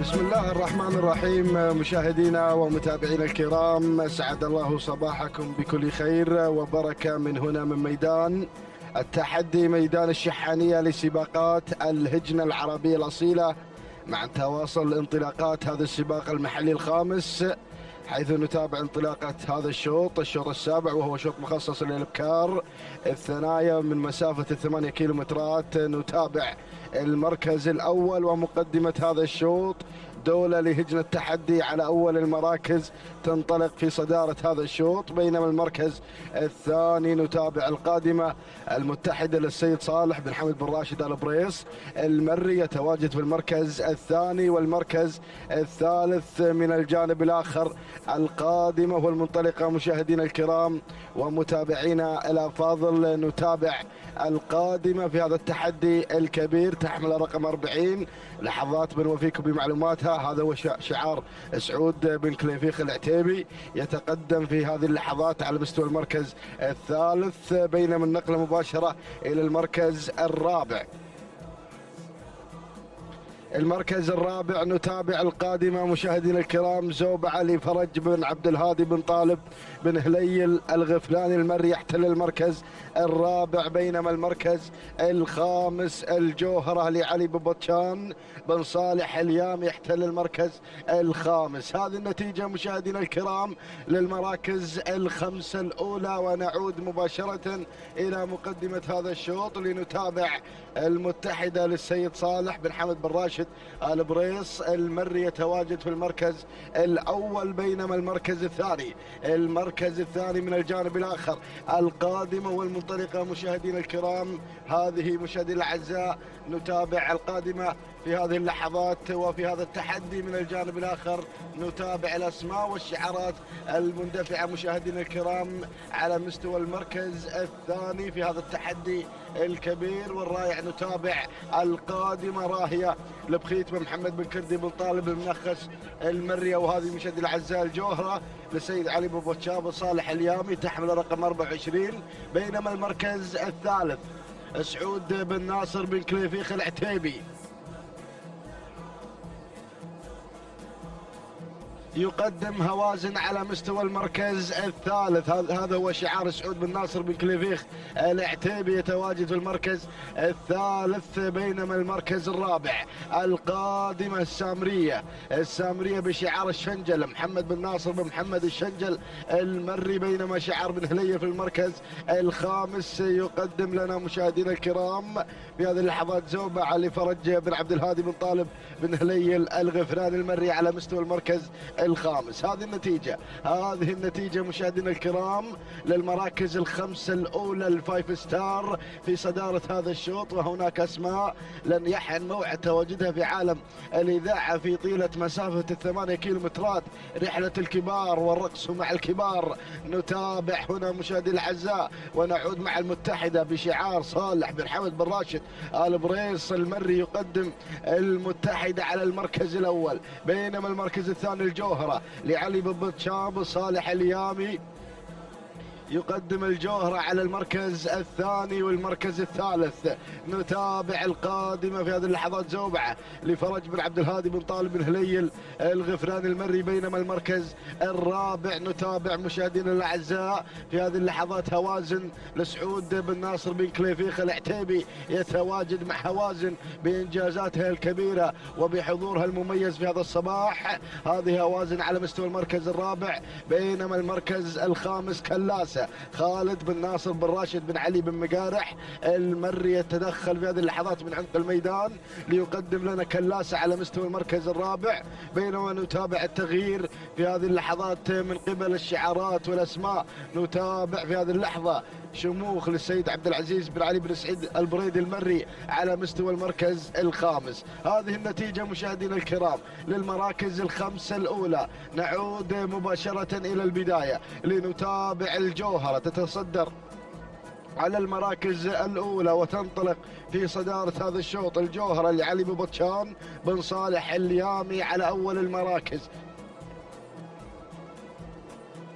بينما المركز الثاني نتابع المتحدة بشعار صالح بن حمد بن راشد آل بريص المري يقدم لنا المتحدة في المركز الثاني والمركز الثالث كلاسة تتدخل في هذه اللحظات وتنطلق في المركز الثالث خالد بن ناصر بن راشد بن علي بن مقارح المري. ولكن أتابع الله يا هذه الأسماء، أتابع زوبعة لفرج بن عبد الهادي بن طالب بن هليل الغفراني المري، وكذلك دخول من الأسماء الجديدة. أتابع مشاهدينا الكرام زعامة في هذه اللحظات محمد بن صالح بن عبد الهادي المري يقدم زعامة على مستوى المركز الخامس، وشعار العطية شعار الجريان يتدخل في هذه اللحظات مع الصليل لخليفة بن حمد بن خليفة العطية. على مستوى المركز الخامس، ولكن نتابع اسماء مميزه وشعارات خطيره مع السقطره لمحمود بن محمد بن سالم الوهيبي على مستوى المركز الخامس. هذه النتيجه 10 مراكز في موقع واحد. نتابع هذا التجمع عبر الكادر الاول عبر قناه الريان الفضائيه، ولكن نعود مباشره لنتابع الجوهره. يا سلام يا سلام يا علي بن بطشام بن صالح اليامي مع الجوهره على اول المراكز، ولكن نتابع شعار الوهيبي يتدخل مع سقطرى على مستوى المركز الأول. ولكن هنا مشاهدي الأعزاء شعار بن مشروم مع زعامة محمد بن صالح بن عبد الهادي بن مشروم المري، ولكن هنا سقطرى بشعار الوهيبي يتدخل من عمق الميدان وينطلق في أول المراكز في هذه التحديات المميزة. نتابع سقطرى على أول المراكز محمود بن محمد بن سالم الوهيبي، بينما المركز الثاني شعار علي بن بطشاب صالح اليامي مع الجوهرة، بينما المركز الثالث القادم شوق زايد بن محمد بن خميس بن عويضة المريخي على مستوى المركز الثالث. قطعنا 5 كيلومترات ويتبقى 3 كيلومترات أخيرة عن الفوز والناموس في هذا السباق المحلي الخامس في آخر المحليات لاستعداد انطلاقة مهرجان المؤسس المقام في 30 من شهر نوفمبر. نتابع الأسماء، نتابع الشعارات المميزة، ولكن أرى الدخول من قبل شموخ عبد العزيز بن علي بن سعيد البريدي، وكذلك أسماء مع كلاسة خالد بن ناصر بن راشد بن علي بن مقارح المري، ولكن الله هي القادمة المتحدة صالح بن حمد بن راشد آل بريص المري يحتل المركز الرابع، بينما المركز الخامس جزلة تأتي بشعار الزعبي راشد بن بطي بن محمد الزعبي. ولكن نعود إلى المركز الأول سقطرى على البداية محمود بن محمد بن سالم الوهيبي أحد شبابنا المضمرين يقدم سقطرى على أول المراكز على أول التحديات. هذه سقطرى مشاهدي الأعزاء تبحث عن ناموس مميز إلى هذه السلطنة في هذا التحدي الكبير. سقطرى على البداية، ولكن المركز الثاني الجوهرة لعلي بن بطشاب بن صالح اليامي على ثاني المراكز. المركز الثالث نتابع جزلة تتسلل وتنطلق في المركز الثالث راشد بن بطي بن محمد الحسنة المري على مستوى المركز الثالث، بينما المركز الرابع القادم شموخ عبد العزيز بن علي بن سعيد البريدي يتقدم على المركز الرابع، بينما المركز الخامس أتابع الهجوم المكثف من قبل هذه الشعارات المميزة. أتابع المتحدة صالح بن حمد بن راشد البريص المري، ولكن أرى الأسماء، أرى الشعارات. يا سلام، يصل شعار العطية في هذا التحدي الكبير وينطلق في المركز الخامس، وهنا ايضا شعار بن مشروم، ولكن الاسماء المميزه شعار العطيه ياتي في هذا التحدي خليفه بن عبد الله العطيه.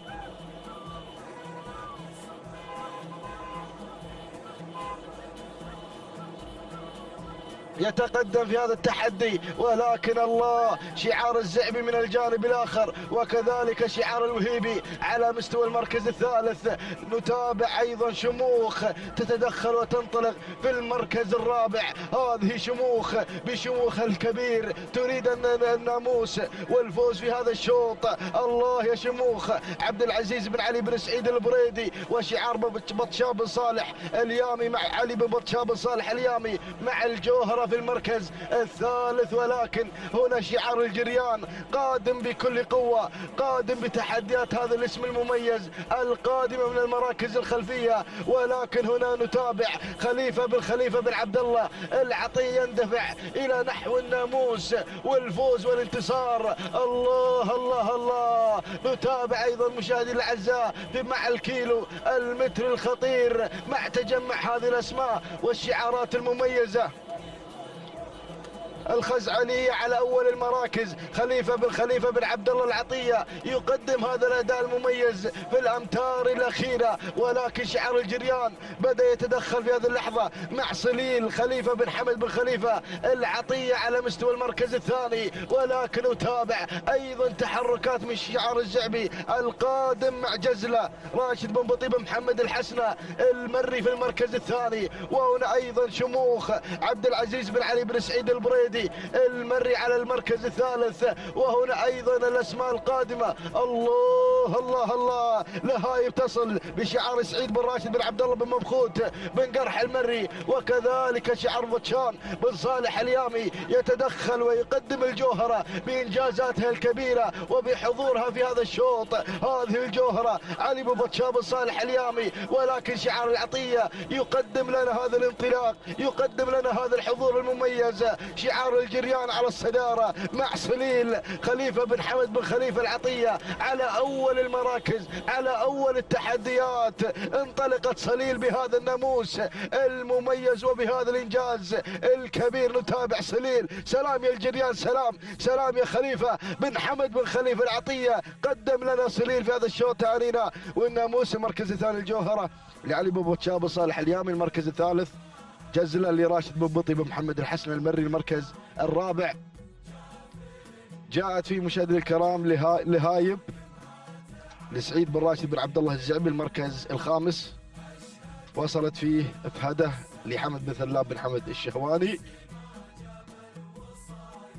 إذا مشاهدي الأعزاء تهانينا وناموس مرة أخرى لمالك صليل على هذا الفوز. والناموس شعار الجريان شعار خليفة بن حمد بن خليفة العطية. تهانينا وألف مبروك على فوز صليل بالمركز الأول واختطاف ناموس هذا الشوط السابع. هذه لحظات الإعادة والتوقيت الزمني لصليل صاحبة المركز الأول وصاحبة كلمة الناموس.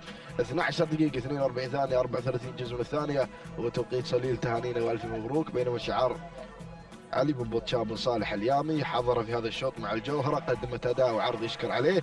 تهانينا والناموس لفتشان بن صالح اليامي.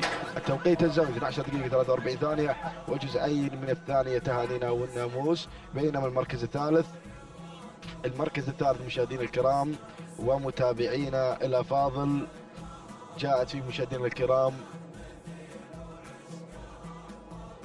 جزلة لراشد بن بطي بن محمد الحسنة المري 12 دقيقة 46 ثانية و45 جزء من الثانية. تهانينا وألف مبروك لجميع الفائزين.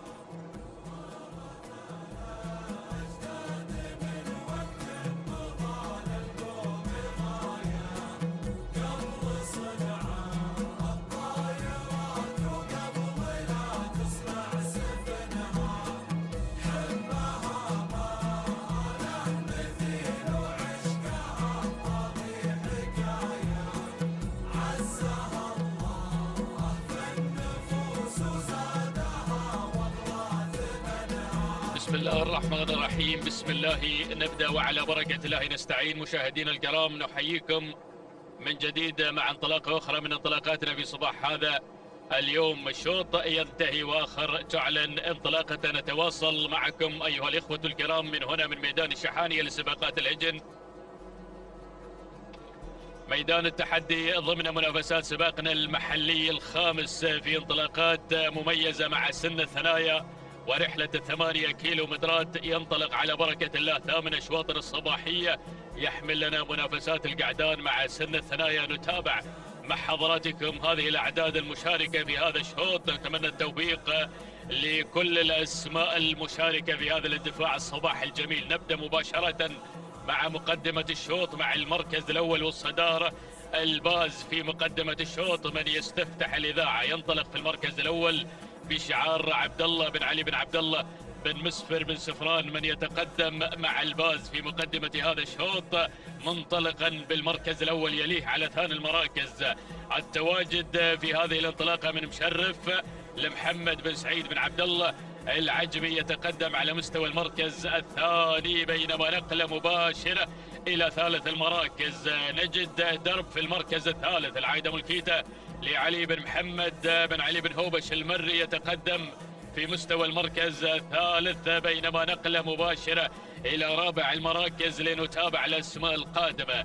يصل في هذه اللحظات وبدأ يتقدم ظليم المملوك لمحمد بن سالم بن مسلم بن جار الله آل نابت، يتقدم على مستوى المركز الرابع، بينما في خامس المركز الخامس يتابع الاسم القادم في هذه اللحظات. يصل مثير في هذا الانطلاق الجميل لمبارك بن سعيد بن محمد الرومي، يتقدم في مستوى المركز الخامس. هذه المراكز الخمسة الأسماء المندفعة مع أول ندى في مسار وتحديات شوطنا الثامن من أشواطنا الصباحية ضمن منافسات سباقنا المحلي الخامس على أرضية ميدان التحدي، ميدان الشحانية. ما شاء الله على هذه الاندفاعات الجميلة مع تحديات الكبار ورحلة 8 كيلومترات. نتابع أيها الإخوة الكرام هذه المنافسات الجميلة مع شعارات يا أبناء القبائل، هذه الاندفاعات التي تحمل الإثارة والتحدي في عالم سباقات الهجن. نتابع أشواطنا الجميلة عبر هذا النقل الحي والمباشر من قناة الريان المتابعة مع هذا التحدي الجميل، مع هذه المنافسات الصباحية الرائعة والمميزة. نعود مباشرة إلى مقدمة الشوط، إلى البداية، إلى شعار بن سفران المتقدم مع الباز اللي في مقدمة الشوط، ينطلق في المركز الأول في تحدياته الجميلة، يحمل شعار عبد الله بن علي بن عبد الله بن مسفر بن سفران، يتقدم على مستوى المركز الأول من خلال مشاركة الباز وانطلاقة الباز في الصدارة وفي البداية، بينما التواجد على مستوى المركز الثاني التحديات الجميلة من مشرف اللي في ثاني المراكز محمد بن سعيد بن عبد الله بن محمد العجمي، يتقدم في مستوى المركز الثاني ومركز الوصافة بمحاذاة الباز هو الآخر أيضا يطمع بنقطة هذا الشوط، بينما المركز ثالث المراكز ظليم يتواجد بشعار محمد بن سالم بن مسلم بن جار الله آل نابت في مستوى المركز الثالث. هذه الثلاثية الجميلة في مقدمة الشوط نتابعها من خلال هذه اللحظات، بينما على المركز رابع المراكز درب مشاهدينا الأعزاء، يتواجد على مستوى المركز الرابع علي بن محمد بن علي بن هوبش المري من يتواجد في مستوى المركز الرابع. أما خامس المراكز وصل الشعار اليامي، بدأ يتقدم مع رعد مبارك بن صالح بن هادي المحامض اليامي، يصل إلى خامس المراكز في هذه اللحظات من خلال تواجد ومشاركة رعد في هذا الشوط. هذه النتيجة للخمس المراكز المتقدمة، بينما خلف الخمس المراكز تابع هذه اللقطة الجميلة أيضا بمتابعة مخرجنا بن خزينة، يتابع هذه الأسماء وشوف الشعارات ما شاء الله سيل جارف هناك خلف الخمس المراكز، نتابعها من خلال لقطة جميلة مع الكادر السفلي. الله الله الله يرصد لنا بخزينة تحركات الشعارات الواصلة في هذا المنظر الجميل على ميدان الشحانية لسباقات الهجن. نتابع هذه الأشواط الجميلة، رحلة 8 كيلومترات، المسافة الماراثونية، نتابع من خلالها المنافسات الكبيرة مع هذا سن الثنايا. الله، نعود مباشرة إلى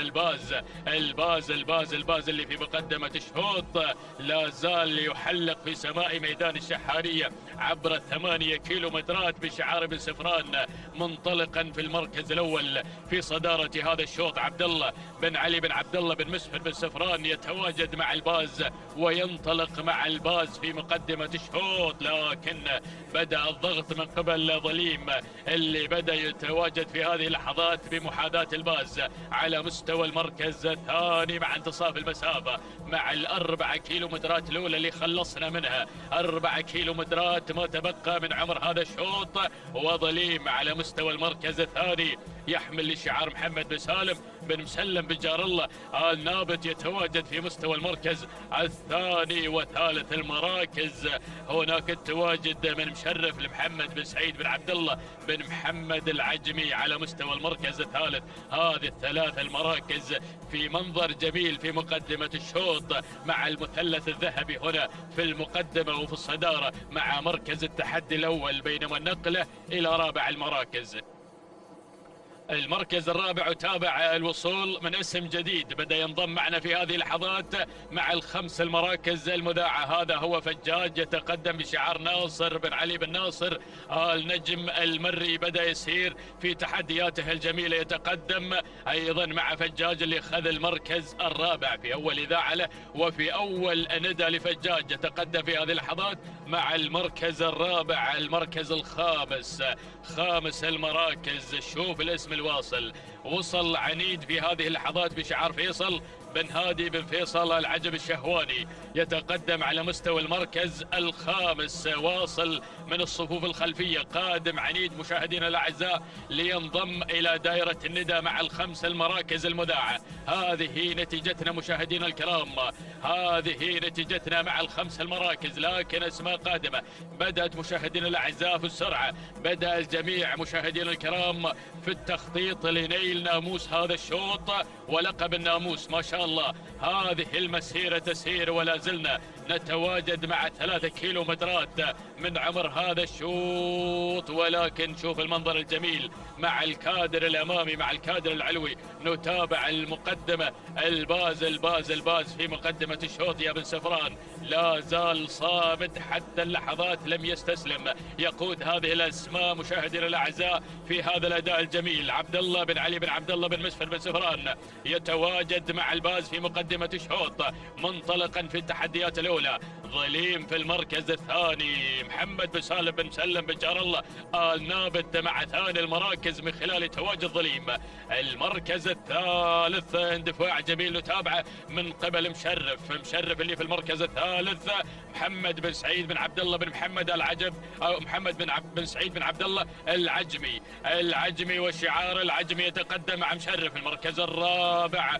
وتابع القادم فجاج. بدأ مشاهدينا الأعزاء يقترب من ال3 المراكز المتقدمة. هذا هو فجاج مشاهدينا الأعزاء لناصر بن علي بن ناصر النجم المري. ناصر بن علي النجم المري يتقدم مع فجاج على المركز الرابع وخامس المراكز. عنيد في المركز الخامس لفيصل بن هادي بن فيصل العجب الشهواني. ينطلق في هذه اللحظات على مستوى المركز الخامس، واسم جديد مشاهدي الأعزاء بدأ ينضم مشاهدي الكرام في هذه اللحظات. تابع الأسماء القادمة. شوف هذا الأداء المميز. نتابع بدران الواصل بشعار ايضا بن كردي والاسماء قادمه. شوف الاسماء اللي بدات تتدخل في هذه اللحظات. سيل جارف قادم نحو المراكز الخمس المذاعه. الله، المعركه طاحنه بين هذه النجوم الحاضره في هذا الصباح الجميل. شوف هذا المنظر المميز في مقدمه الشوط. اختلط الحابل بالنابل. يا سلام يا سلام يا سلام، يا هي منافسه يا عنيد. اقتحم الصداره مباشرة. فيصل بن هادي بن فيصل الشهواني يغير مباشرة إلى مقدمة الشوط مع عنيد اللي انتزع المركز الأول. لكن تابع الاسم القادم مبلش يا مبلش مدغم بن معيض بن مدغم بن زايد الحبابي. قادم الحبابي على المركز الثاني في تحدياته مع مبلش. المركز الثالث ظليم محمد بن سالم بن مسلم بن جار الله. المركز الرابع الباز يا بن سفران، الباز عبد الله بن علي بن عبد الله بن مسفر بن سفران. المركز الخامس وصل في هذه اللحظات. وصل كم معجز لعبيد بن حمد بن بريك بن لحيمر المري. وصل في اول اذاعه بن شينان. بدا يتقدم مع معجز هذه النتيجه. اجواء الكيلومتر الاخير وين عنها؟ بدانا مشاهدينا الاعزاء نقترب من بوابه الكيلومتر المثير. الله الله الله يا الباز. رجع الباز مره اخرى يا ابو حمد. هذا هو الباز وهذا بن سفران وعصاف الابطان يستفتح بوابه الكيلومتر الاخير. استعيد حقوقه المنهوبه. يا سلام يا الباز على هذا الاداء الجميل. عبد الله بن علي بن عبد الله بن مسفر بن سفران ولكن بقطامي. نتابع من خلال التواجد الجميل في شعاره مع مبلش. الله يا سلام يا معجز، يا معجز يا معجز يا معجز. بدأ يتغير هناك إلى الصدارة، بدأ يغير إلى الصدارة، بدأ يقتحم المقدمة مباشرة. هذا هو معجز عبيد بن حمد بن بريك بن لحيم المري مع المساحة الخضراء، يغير مع نجومية الكبار، مع هذا الأداء الجميل في مقدمة الشوط. الله يا معجز وجماهير معجز، الجميع يتابع هذا الأداء الجميل.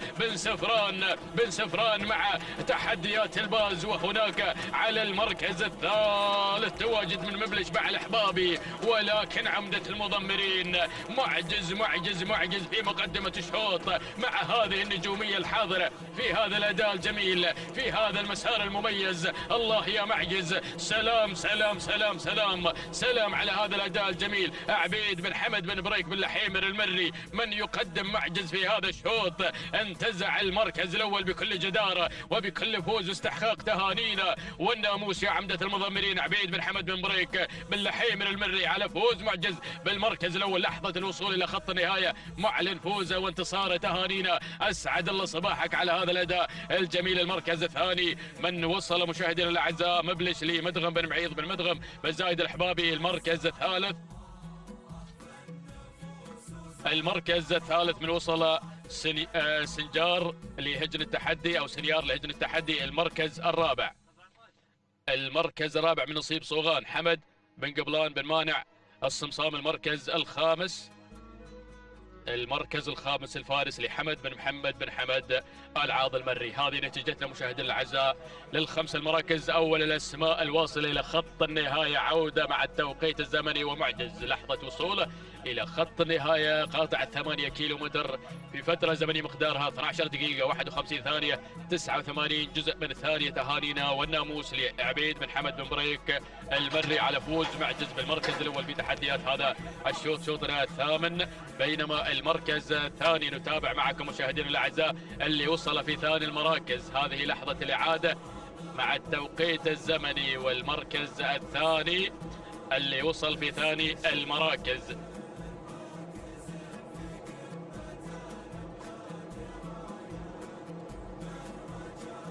المركز الثاني مشاهدينا الاعزاء، نتابع الفوت والفنش مشاهدينا الاعزاء مع المركز الثاني والثالث. لحظات مع مخرجنا بن خزينه لنعطي كل ذي حق حقه. نتابع معكم مشاهدينا الاعزاء لحظه دخول مبلش، وايضا اللي في المركز من الجانب الاخر هناك ايضا سنيار ومبلش بناخذ الفوت والفنش.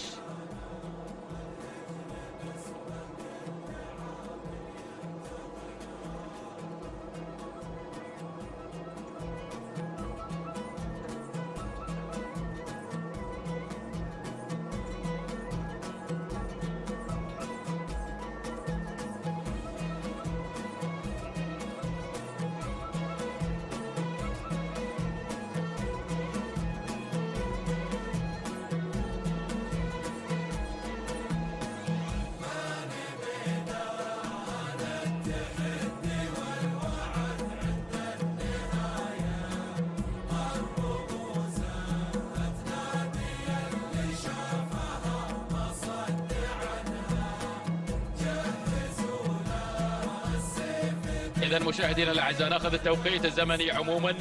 المركز الثاني مبلش أو سنيار عموما ناخذ توقيت الزمني 12 دقيقة 57 ثانية 21 جزء من الثانية. التوقيت الزمني مع مدغم بن معيض بن مدغم بن زايد الأحبابي مع مبلش، وأيضا سنيار لهجن التحدي. المركز الرابع، نذكر بالمركز الرابع، صاحب المركز الرابع اللي هو شعار بن نايفة. المركز الرابع كان مع شعار بن نايفة من ميمنة الميدان، نهنيه أيضا على انتزاعه المركز الرابع. ينطلق شوط جديد من أشواطنا الصباحية، ونتمنى معكم متابعة شيقة وممتعة مع هذه الأشواط الجميلة.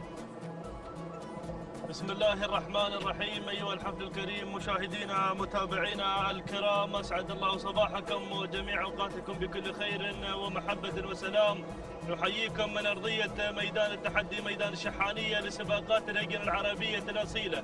ينطلق شوطنا التاسع المخصص للثنايا الأبكار. يسير هذا الشوط الذي يحمل لنا هذه الأسماء والشعارات المميزة، والثمانية كيلومترات هي المسافة الحاضرة والمحددة لمسار هذه الانطلاقات الصباحية المميزة. نسير مع هذه الشعارات والأسماء الحاضرة والمنطلقة بين حنايا هذا الميدان، مباشرة مع البداية ومع شعار العطية الذي يقدم لنا تحدياته المميزة والجميلة. هناك مع البداية مع المركز الأول من خلال تواجد هذا الشعار، هناك من تتقدم مع صدارة هذا الشوط. مع البداية من تتقدم مشاهدينا الكرام جنان خليفة بن عبد الله العطية، من يقدم لنا شعاره وتحدياته المميزة. بينما المركز الثاني وتابع التقدم والوصول من الدوحة حمد بن سالم بن علي بن حمد بن لنقح، من يقدم أيضا لنا شعاره مع ثاني التحديات. والمركز الثالث وصول وتقدم من لحظة مبارك بن محمد بن زايد المطوع الخيارين،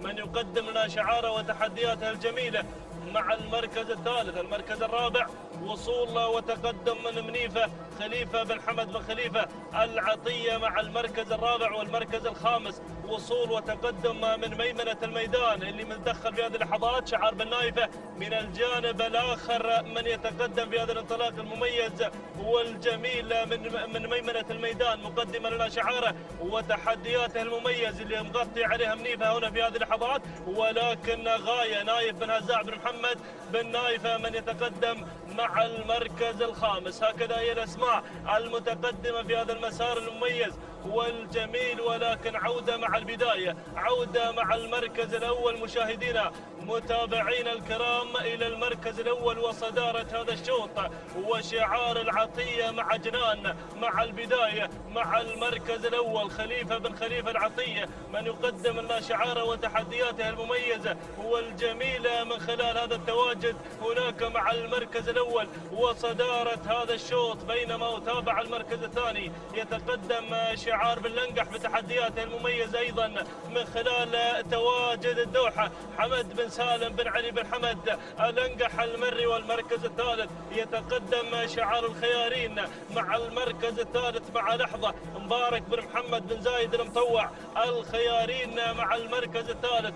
المركز الرابع منيفة من تتقدم مع رابع التحديات خليفة بن حمد بن خليفة العطية مع رابع التحديات. والمركز الخامس هناك أيضا من تتقدم في هذه اللحظات اللي وصلت أيضا بتحدياتها المميزة والجميلة. هنا القدوم من البويضة سعيد بن عبد الله بن محمد بن سعيد العجمي، من يقدم لنا شعار أيضا قادم في هذه اللحظات مقدما لنا شعاره وتحدياته الجميلة والرائعة في هذا الانطلاق المميز والجميل. هكذا مشاهدينا الكرام متابعين الأفاضل الأسماء المتقدمة في هذا الانطلاق المميز والجميل الحاضر بتحدياته الرائعة والجميلة في هذا الانطلاق المميز. ولكن عودة مع الصدارة، نعود مع المركز الأول مع صدارة هذا الشوط مع شعار العطية، من يقدم لنا جنان مع المركز الأول خليفة بن خليفة العطية يقدم لنا تحدياته المميزة والجميلة مع جنان مع المركز الأول. مع انتصاف المسافة قضينا 4 كيلومترات ويتبقى لنا أيضا 4 كيلومترات حاضرة فيها المنافسة الشيقة في هذا المسار المميز والجميل. نتابع المركز الثاني، المركز الثاني الدوحة حمد بن سالم بن علي بن حمد بن لنقح، من يقدم لنا أيضا شعاره مع ثاني التحديات. المركز الثالث وصول وتقدم من غنايم سعود بن جابر بن سالم بن خجيمة العذبة، من يصل بتحدياته الرائعة والجميلة مع المركز الثالث. والمركز الرابع وصول وقدوم مع رابع التحديات. المركز الرابع من تصلنا في هذه اللحظات البويضة بشعار العجمي، من يقدم لنا بويضة بتحدياته المميزة والجميلة سعيد بن عبد الله بن محمد بن سعيد العجمي، من يصل مع المركز الرابع. والمركز الخامس وصول وقدوم في هذه اللحظات من حربة عبد الله بن عجيان بن محمد آل جحيش المري، من يصل مع المركز الخامس في هذه اللحظات مقدما لنا أيضا شعاره المميز مع المركز الخامس. هكذا هي الأسماء المتقدمة مشاهدينا متابعين الكرام، الأسماء الخمسة الحاضرة بانطلاقتها المميزة والجميلة في هذا المسار الرائع والجميل. ولكن عطنا لقطة مخرجنا على عمق الميدان، وهذه الأسماء الحاضرة في هذا الانطلاق المميز والجميل. شكرا يا أبو خزينة على هذه اللقطات المميزة التي ترصد تحركات الأصايل هنا في أرضية ميدان التحدي، ميدان الشحانية لسباقات الهجن العربية الأصيلة. لكن نعود مع البداية، نعود مع المركز الأول، نعود مع العطية وتحدياتها المميزة والجميلة. من يقدم لنا جنان مع البداية خليفة بن خليفة العطية، يقدم لنا جنان ويقدم لنا شعاره المميز والجميل الحاضر مع بداية هذا الشوط الذي يقود المسيرة بتحدياته. أيضا جنان مع المركز الأول مع صدارة هذا الشوط، بينما المركز الثاني تتقدم غنايم سعود بن جابر بن سالم بن خجيمة العذبة مع المركز الثاني. والمركز الثالث وصول من الدوحة حمد بن سالم بن علي بن حمد الأنقح، من يقدم لنا أيضا الدوحة مع المركز الثالث. والمركز الرابع وصول وتقدم في هذه اللحظات من اللي واصل في هذا المسار حرب عبد الله بن عجيان بن محمد آل جحيش، ولكن دخول حصل في هذه اللحظات مشاهدينا الكرام من ميمنة الميدان اللي وصلت أيضا بتحدياتها المميزة جمايل. وأول نداء لجمايل مبارك بن عبد الله بن ثواب بن محمد القحطاني، يصل أيضا القحطاني بتحدياتها الرائعة والجميلة من خلال تواجد شعاره مع المركز الخامس في هذا المسار المميز والجميل. ولكن عودة مع البداية، أسماء حاضرة في هذا الشوط، شعارات مميزة هنا في هذا الانطلاق المميز والجميل وتحركات في عمق الميدان. مشاهدينا الكرام هنا أيضا مقبلين على لائحة الاثنين الكيلومتر الحاضر في هذا الانطلاق المميز. ولكن العطية ركز يا خليفة هنا مع البداية، هي اللي تقدم لنا جنان بتحدياتها المميزة والجميلة والرائعة. أيضا القائدة لهذا الشوط حاضرة جنان بشعارها المميز خليفة بن خليفة العطية، يقدم لنا هذا الاسم ويقدم لنا شعاره مع البداية. بينما المركز الثاني تتقدم غنايم سعود بن جابر بن سالم بن خجيمة العذبة مع ثاني تحديات المركز الثالث وصول من بويضة سعيد بن عبد الله بن محمد بن سعيد العجمي، وايضا حاضر شعار جديد ينضم. وصلت هنا الغارية محمد بن طالب بن عقيل، يصل ايضا بتحدياته المميزة والجميلة. واول نداء للغارية بمسار وتحديات هذا الشوط، وايضا شعار جميل وشعار مميز حاضر في هذا الانطلاق، حاضر هنا مع مستوى المركز الخامس بتحدياته المميزة. متعبة من وصلت في هذا الانطلاق المميز والجميل، ايضا متعبة بشعار راشد بن حزام بن راشد بن عبد الله الزعبي، من بدأ ايضا يسير ويقدم لنا شعاره وتحدياتها الرائعة والجميلة في هذا المسار. لكن عودة مع البداية، عودة مع جنان جنان جنان جنان خليفة بن خليفة العطية، يقدم لنا شعاره ويقدم لنا تحدياتها الرائعة والجميلة من خلال تواجد جنان مع المركز الأول الحاضرة بانطلاقتها المميزة منذ انطلاقة هذا الشوط. لا تزال هي سيدة الموقف في هذا الانطلاق المميز والجميلة، حاضرة مع آمال وطموحات خليفة بن خليفة العطية لانتزاع ناموس هذا الشوط.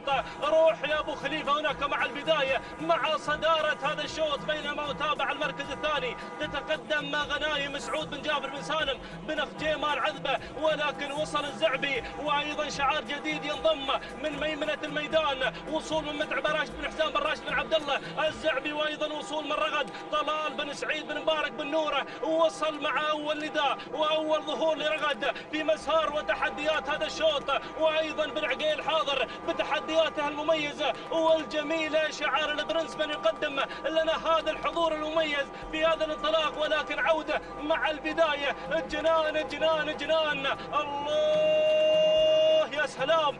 500 متر الأخيرة، أيضا 500 المتر النهائية والجميلة في مسار وتحديات هذا الشوط. جولة الأوامر الأخيرة يا العطية، روح مع البداية بتحديات جنان اللي جن جنونها في هذا الشوط، تقدم لنا هذا الأداء المميز والجميل بتحدياتها الرائعة، حاضرة منذ انطلاق هذا الشوط. ولكن بن نوره يقدم لنا رغد طلال بن سعيد بن مبارك بن نوره المري، ولكن العطية يخلص على هذا الشوط.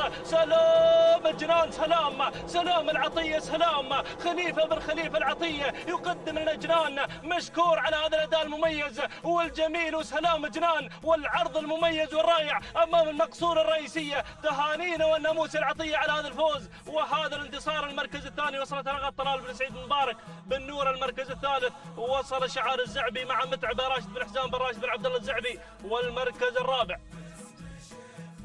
الرابع وصلت نوف راشد بن ناصر بن محمد بن شابر المري.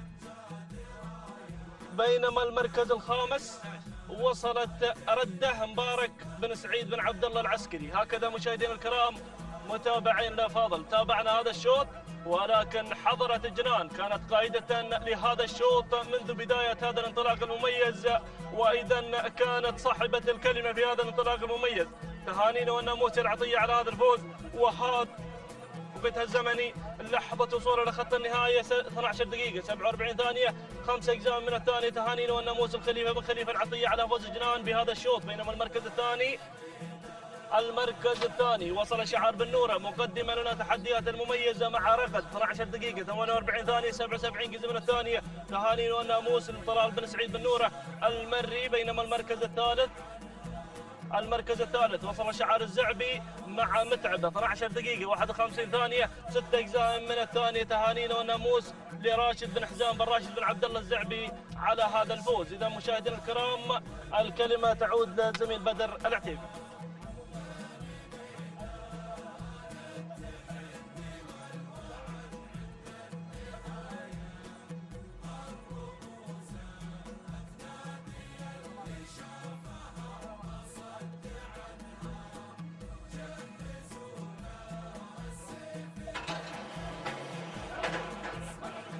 إذا مشاهدينا ومتابعينا الكرام تتواصل التحديات والإثارة في صباح هذا اليوم مع انطلاقات أشواط الكبار أشواط الثنايا من مسافة 8 كيلومترات. نتابع انطلاقة 10 الأشواط ضمن تحديات السباق المحلي الخامس. نتابع مشاهدينا الكرام في هذه اللحظات الأسماء والشعارات المندفعة في هذا التحدي الكبير، ونذيع على مسامعكم المراكز الخمس الأولى. نتابع المركز الأول ومقدمة هذا الشوط ومن يحتل المركز الأول المتحد لعلي بن مسفر بن علي بن سفران المري، يتواجد على أول المراكز وأول التحديات.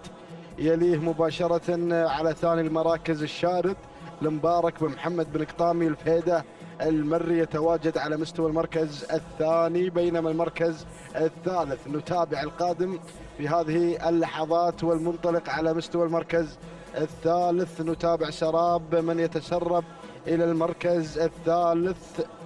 حمد بن محمد بن خزينة المري يتواجد على مستوى المركز الثالث مع سراب. بينما المركز الرابع نتابع القادم في هذه اللحظة والمنطلق شعار بن سالمين، يتواجد في هذه اللحظات هنا مشاهدي الاعزاء او شعار المالكي مع مولع. القادم في هذه اللحظه علي بن عبد الله بن شطيط المالكي يحتل المركز الرابع. بينما المركز الخامس ياتي شعار العطيه ليقدم لنا هذه الانطلاقه على مستوى المركز الخامس من خلال تواجد شعاره على خامس المراكز. نتابع مشاهدي الكرام القادم في هذه اللحظات والمنطلق شرهان محمد بن خالد بن عبد الله العطية على خامس المراكز. هذه النتيجة مشاهدي الأعزاء للمراكز الخمسة الأولى لشوطنا العاشر ضمن تحديات القعدان الثنايا في هذه المسافة الكبيرة مسافة 8 كيلومترات.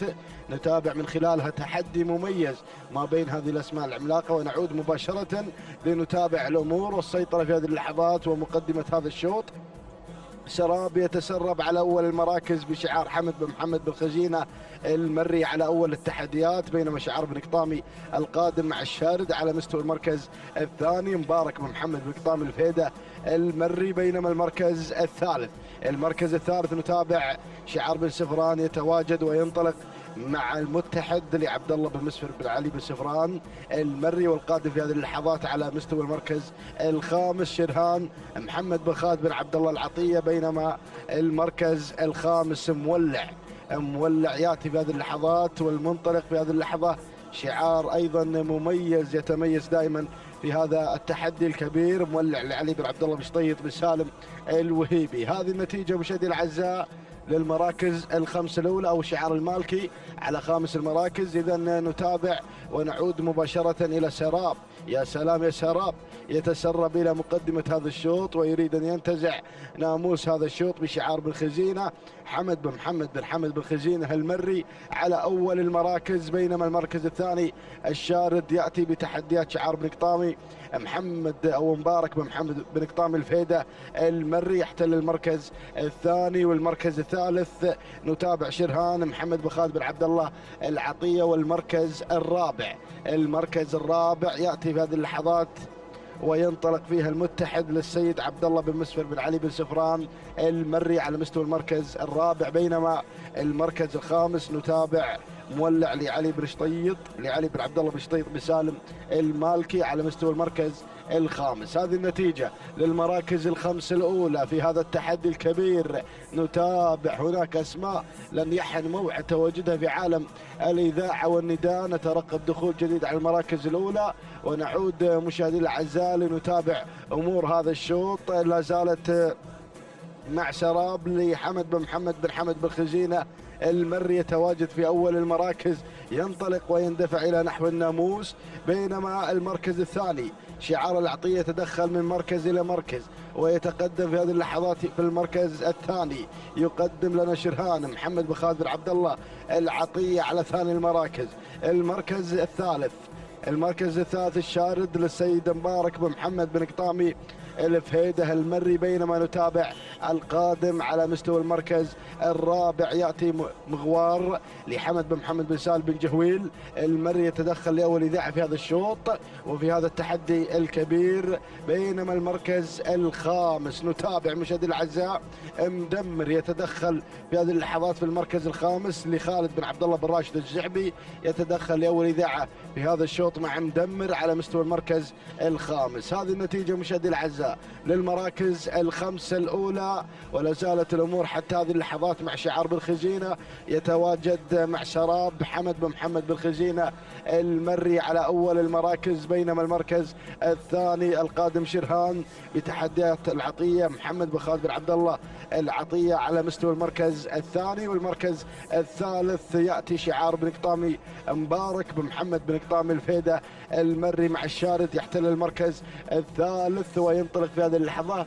بينما المركز الرابع مغوار لحمد بن محمد بن سالم بن جهويل يصل شعار بن جهويل في هذا التحدي الكبير، أحد الشعارات الخطيرة في هذا العالم الساحر. هنا مشاهدينا الأعزاء نتابع مغوار يحتل المركز الرابع. بينما المركز الخامس مدمر خالد بن عبد الله بن راشد الزعبي على خامس المراكز. هذه النتيجة والأمور لا زالت حتى هذه اللحظات مع سراب، ولكن شرهان يلازم سراب. كما نتابع في الكادر الأعلى عبر قناة الريان الفضائية تحدي ثنائي على المركز الأول ما بين سراب وشرهان، ولكن سراب من الجانب الآخر لحمد بن محمد بن خزينة المري، وشرهان يغير في هذه اللحظات إلى أول المراكز ليعلن التواجد وحضور شعار العطية محمد بن خالد بن عبد الله العطية مع شرهان. إذا مشاهدينا الأعزاء انتصفت المسافة، قطعنا 4 كيلومترات من عمر هذا الشوط ويتبقى 4 كيلومترات أخرى عن منافسة جديدة، عن تحدي كبير. ولكن الشارد في المركز الثالث مبارك بن محمد بن قطامي الفيدة المري. بينما المركز الرابع نتابع مغوار حمد بن محمد بن سالم بن جهويل المري القادم مع مغوار على مستوى المركز الرابع. بينما مدمر يحتل المركز الخامس لخالد بن عبد الله بن راشد الزعبي. هذه النتيجة مشاهدينا الأعزاء للمراكز الخمسة الأولى. وأرى سيل جارف قادم من المراكز الخلفية. هناك أسماء قوية وشعارات متميزة في هذا العالم الساحر، ولكن نذهب إلى شرهان على البداية. شرهان مشاهدينا الأعزاء في المركز الأول للسيد محمد بن خالد بن عبد الله العطية يتواجد في الصدارة. بينما سرى في المركز الثاني نتابع شعار حمد بن محمد بن خزينة المري على مستوى المركز الثاني. والمركز الثالث الشارد مبارك بن محمد بن قطامي الفيدة المري على مستوى المركز الثالث. والمركز الرابع يتدخل الزعبي مع مدمر خالد بن عبد الله بن راشد الزعبي. وهنا أيضا شعار بن جهويل في المركز الخامس مع مغوار مغوار. حمد بن محمد بن سالم بن جهويل المري على مستوى المركز الخامس. هذه النتيجة ولنا عودة إلى البداية لنتابع شعار العطية. يا سلام يا سلام يا شرهان على البداية. شرهان مشاهدي الأعزاء مع لائحة 3 كيلومترات يتواجد في المركز الأول، وفي الصدارة شرهان محمد بن خالد بن عبد الله العطية، بينما المركز الثاني أرى الملاحقة والانطلاق من قبل سراب حمد بن محمد بن حمد بن خزينة المري على مستوى المركز الثاني، بينما المركز الثالث أتابع القادم، أتابع المنطلق في المركز الثالث الشارد للسيد مبارك بن محمد بن قطام الفيدة المري يحتل المركز الثالث، بينما المركز الرابع مدمر يصل في هذه اللحظة، يصل شعار الزعبي خالد بن عبد الله بن راشد الزعبي، وخامس التحديات مغوار حمد بن محمد بن سالم بن جهويل المري على مستوى المركز الخامس. هذه النتيجة مشاهدي الأعزاء. هناك شعارات ولكن الله يا شرهان مع المنعطف الأخير والاتجاه المستقيم إلى خط النهاية يتواجد على البداية، ينطلق ويندفع من خلال هذا الأداء الكبير وهذا الانطلاق الرائع. شرهان على البداية، محمد بن خالد بن عبد الله العطية على المركز الأول مع الكادر الأول يتواجد وينطلق بناموس هذا الشوط حتى هذه اللحظة مع شرهان على البداية، ولكن الله يا سراب بدأ يتحرك وينطلق في المركز الثاني حمد بن محمد بن حمد بن خزينة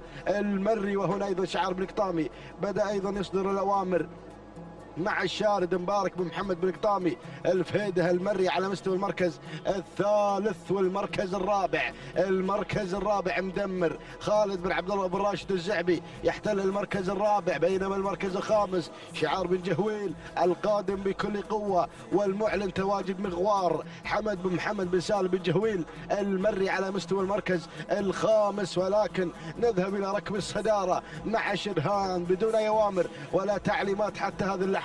العصا في الابطان مع هذا الانطلاق المميز وهذا الحضور الجميل. هذا هو شرهان مشاهدينا الاعزاء على البدايه والمقدمه. شرهان محمد بن خالد بن عبد الله العطيه على المركز الاول. وين وصلنا يا اخوان؟ نتابع الانطلاقه، نتابع كيلو ونصف الكيلو، نتابع مشاهدينا الاعزاء 1500 متر عن الناموس عن الفوز، وشرهان على البدايه. الله يا العطيه محمد بن خالد بن عبد الله العطية على أول المراكز، ولكن القادم سراب حمد بن محمد بن حمد بن خزينة المري على مستوى المركز الثاني والمركز الثالث. أتابع مشاهدينا الأعزاء الشارد المبارك بن محمد بن قطامي الفيده المري، ولكن وصل مدمر يقتحم المراكز الأولى وينطلق في هذه اللحظة إلى المركز الثالث. خالد بن عبد الله بن راشد الزعبي إلى المركز الثاني إلى المركز الأول ويحمل الرقم 1.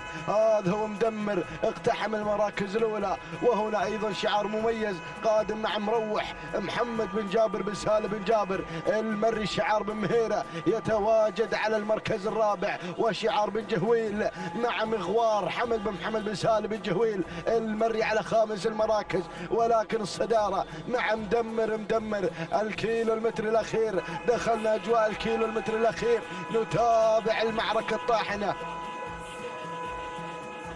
في هذا الشوط مشاهدينا الكرام. ونعود مع مدمر يا الزعبي هذا هو مدمر خالد بن عبد الله بن راشد الزعبي. ولكن نتابع مروح القادم بتحدياته الجميله وبحضور شعار محمد بن جابر بن سالم بن جابر المري، ولكن شعار بن قطامي. الله نتابع الشارد، اشرد يا الشارد في الامتار الاخيره في اللحظات الاخيره. الحزام الاخضر الشارد المبارك بن محمد بن قطام الفيدة المري غير مباشرة إلى المركز الأول، ولكن عاد مروح محمد بن جابر بن سالم بن جابر المري. المعركة طاحنة في الأمتار الأخيرة في اللحظات الخطيرة.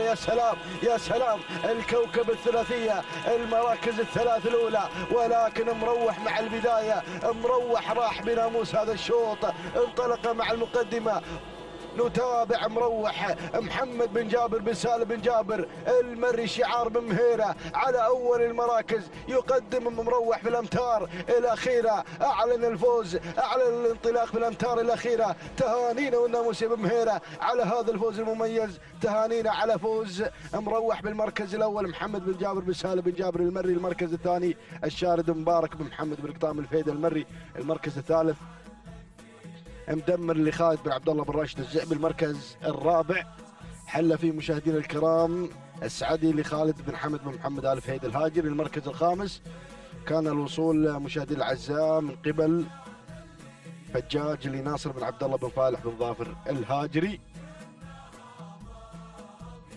اذا مشاهدينا الاعزاء تهانينا وناموس لبن مهيرة على هذا الفوز وحضور مروح في هذا الصباح. محمد بن جابر بن سالم بن جابر المري حضر حضور مميز وتابعنا منافسة شيقة في الأمتار الأخيرة. التوقيت الزمني لمروح 12 دقيقة 47 ثانية 61 جزء من الثانية تهانينا والناموس. بينما المركز الثاني الشارد المبارك بن محمد بن قطام الفهيد المري، التوقيت الزمني 12 دقيقة 48 ثانية 11 جزء من الثانية تهانينا والناموس. بينما المركز الثالث حل فيه مدمر للسيد خالد بن عبد الله بن راشد الزعبي، التوقيت الزمني 12 دقيقة 49 ثانية و39 جزء من الثانية تهانينا والف مبروك لجميع الفائزين.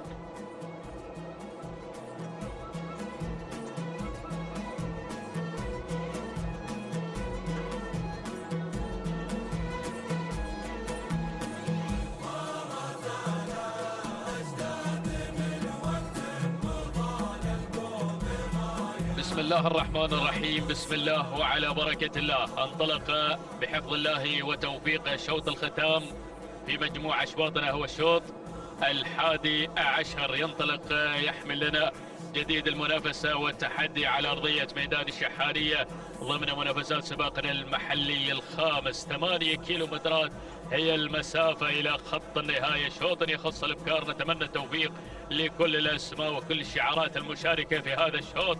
نبدأ مباشرة مع المقدمة ومع الصدارة لنعلن الخمس المراكز في هذه اللحظات. وتابع أول الأسماء المندفعة بمركز الصدارة، هذه شقرة لمحمد بن سالم بن محمد بن علي اليديلي اللي قدم لنا شقرة في مقدمة الشوط. نقل مباشر إلى ثاني المراكز. وتابع الاسم القادم تتويج، تصل في هذه اللحظات بشعار صالح بن حمد القمرة، يتقدم على مستوى المركز الثاني من خلال تقدم تتويج اللي أخذت المركز الثاني. نتابع ثالث المراكز في هذه اللحظات في هذا الأداء الجميل، غطى علينا رقمها وغطت علينا تتويج على ثاني المراكز في هذه اللحظات. المركز الثالث المتدخل في هذه اللحظات الذهيبة لمحمد بن راشد بن محمد آل حباب الهاجري، يتقدم في مستوى المركز الثالث. بينما في رابع المراكز، المركز الرابع التماس لمحمد بن طالب بن عقيل، يتقدم على مستوى المركز الرابع وخامس الأسماء. المركز الخامس من عمق الميدان، هذه فخر مشاهدينا الأعزاء لعبيد بن مسلم بن سالم النابت المري اللي أخذت المركز الخامس في هذه اللحظة. هذه النتيجة للخمس المراكز المتقدمة في أول ندى مع أول أمتارنا على مدى 8 كيلومترات. لكن تابع الأسماء وتابع الشعارات القادمة. ما شاء الله على هذه الأعداد المشاركة في تحديات السن الثنايا في صباح هذا اليوم على ميدان التحدي، ميدان الشحانية لسباقات الهجن في منافسات السباق المحل الخامس. شوف الأسماء والشعارات، ما شاء الله أعداد كبيرة تتوافد هنا إلى ميدان الشحانية مع تحديات شعارات أبناء القبائل. ما شاء الله نعود مباشرة إلى مقدمة الشوط، إلى البداية والصدارة لنتابع المقدمة ونتابع صدارة الشوط. هذه شقرة المتقدمة في هذا الأداء الجميل، محمد بن سالم بن محمد اليديلي يتقدم على مستوى المركز الأول، قادم من السلطنة بشعار اليديلي الذي يقدم لنا شقرة في مقدمة الشوط. بينما المركز الثاني، ثاني المراكز، هذه فخر مشاهدينا الأعزاء اللي على ثاني المراكز العبيد بن مسلم بن سالم آل نابت المري من يقدم شعاره ويتقدم مع فخر على مستوى المركز الثاني. أما في ثالث المراكز، المركز الثالث التماس على ثالث المراكز في أدائه الجميل وفي تحدياته المميز. محمد بن طالب بن عقيل يتقدم مع التماس اللي في المركز الثالث ورابع المراكز. المركز الرابع شعار الأنيق بدأ يتدخل مع فن في هذه اللحظات. ناصر بن عبد الله بن أحمد المسند يتقدم في مستوى المركز الرابع، بدأ يقدم لنا فن في هذه اللحظات. المركز الخامس شعار الشنجل يتواجد بتحدياته مع هلا، وأهلا بالجميع. هذه هلا مشاهدينا الأعزاء لمحمد بن ناصر بن محمد بن ناصر الشنجل، يقدم لنا هلا في المركز الخامس. هذه النتيجة والأسماء قادمة، من ضمنها شعار هجن سهيلية بدأ يقترب مشاهدينا الأعزاء، وشعارات قادمة أيضا في أدائها الجميل. ما شاء الله شوف الأسماء عبر هذا التحدي الجميل مع الكادر السفلي في هذه المتابعة الجميلة. الله، منافسات والأجمل مع سن الثنايا في صباح اليوم، في تحديات تجمعنا هنا على أرضية ميدان الشحارية لسباقات الهجن. نتابع شعارات أبناء القبائل في منافسات كبيرة، في سرعة مميزة نتابعها من خلال هذه الأشواط الصباحية الجميلة. نعود مباشرة إلى شقرة في مقدمة الشوط. في المركز الأول لا زالت هي النجمة حتى هذه اللحظات محمد بن سالم بن محمد بن علي اليديلي، اللي قدم لنا شقرة بآمال وطموحات أبناء السلطنة. هنا مشاهدينا الأعزاء شقرة في مقدمة الشوط. ميدان الشحانية يرحب بجميع أبناء دول مجلس التعاون الخليجي. شقرة في مقدمة الشوط، مشاركة قادمة من السلطنة، نتمنى لها التوفيق ولجميع الأسماء المشاركة في هذا الشوط. المركز الثاني، ثاني المراكز فخر مشاهدينا الأعزاء، تتواجد في مستوى المركز الثاني العبيد بن مسلم بن سالم آل نابت المري، يقدم لنا فخر في المركز الثاني والثالث المراكز. هلا مشاهدينا الأعزاء بدأت تتقدم في هذا الأداء الجميل، بدأت تقترب مشاهدينا الأعزاء من مركز الصدارة. محمد بن ناصر بن محمد بن ناصر الشنجل يتقدم مع هلا على مستوى المركز الثالث ورابع المراكز. شعار الأنيق بدأ يتواصل مع فن وفن في المركز الرابع. ناصر بن عبد الله بن أحمد المسند. الله، هجن السيلية وصلت في هذا الأداء الجميل. أزمة بدأت تقترب مشاهدينا الأعزاء، وهجن السيلية بدأت تسير بتحدياتها الجميلة، متقدمة على مستوى المركز الخامس. هذه نتيجتنا، ولكن تابع الجميع. بدأ يقترب مشاهدينا الأعزاء من الخماسية الذهبية. الله الله الله الله، من الفايف ستار. الجميع حضر ليسجل أيضا بصمة ذهبية جميلة على أرضية ميدان التحدي ميدان الشحانية. المسيرة تسير 8 كيلومترات، منافسات وتحديات كبيرة مع شوط الختام.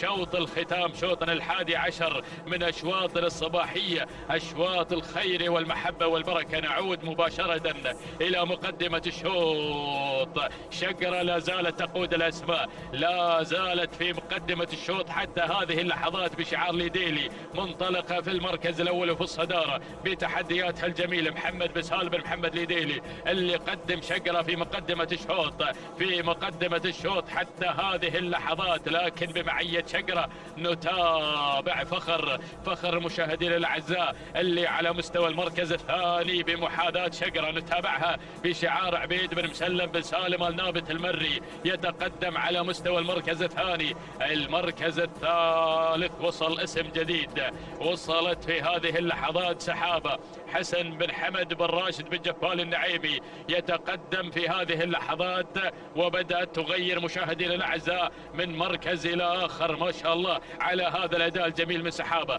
المركز الرابع هذه هلا مشاهدينا الأعزاء، هلا اللي في المركز الرابع تتقدم أيضا بشعار محمد بن ناصر بن محمد بن ناصر الشنجل. يلا يا شنجل، هناك مع هلا على المركز الرابع. المركز الخامس نتابع هجن السيلية اللي بدأت تتقدم مع أزمة في المركز الخامس. هذه النتيجة مشاهدينا الأعزاء، تجاوزنا لوحة 3 كيلومترات. ما شاء الله على هذا الأداء الجميل.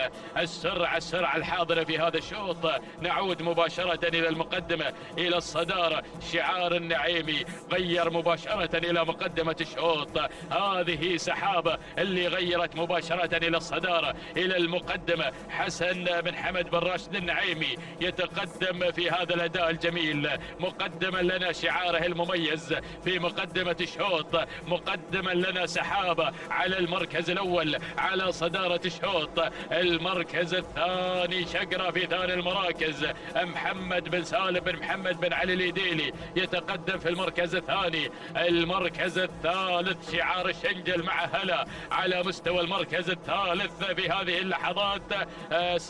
محمد بن ناصر بن محمد بن ناصر الشنجل يتقدم مع هلا على المركز الثالث. المركز الرابع من تراجعت على رابع المراكز فخر لعبيد بن مسلم بن سالم آل نابت المري اللي مع المركز الرابع. وخامس المراكز لا زالت هجن السيلية مع أزمة في المركز الخامس حتى هذه اللحظات. هذه نتيجتنا، ولكن الجميع بدأ بالتدافع نحو الخماسية الذهبية. ما شاء الله، شوف لقطة جميلة مع الكادر السفلي بمتابعة مخرجنا محمد بن خزينة. نتابع أسماء قادمة مشاهدينا الأعزاء لم يحن موعد دخولها إلى الخمس المراكز المتقدمة. نعود مباشرة إلى شعار النعيمي في مقدمة الشوط مع تقدم سحابة في المركز الأول في الصدارة. مشاهدينا الأعزاء أعلنت التحدي مبكرا في هذا الأداء الجميل، نتابعها من خلال انطلاقتها المميزة في مقدمة الشوط في المركز الأول في الصدارة. حسن بن حمد بن راشد النعيمي يتقدم مع تحديات البداية ومع سحابة كيلو ونصف الكيلو عن خط النهاية. يا مضمرين يا مضمرين يا من يبغون الناموس والانتصار. سحابة في مقدمة الشوط في هذا الأداء الجميل. المركز الثاني شقرة مع ثاني المراكز محمد بن سالم بن محمد بن علي اليديلي يتقدم في مستوى المركز الثاني. وثالث المراكز هلا بشعار الشنجل محمد بن ناصر بن محمد بن ناصر الشنجل. المركز الرابع، رابع المراكز اسم جديد ينضم في هذه اللحظات.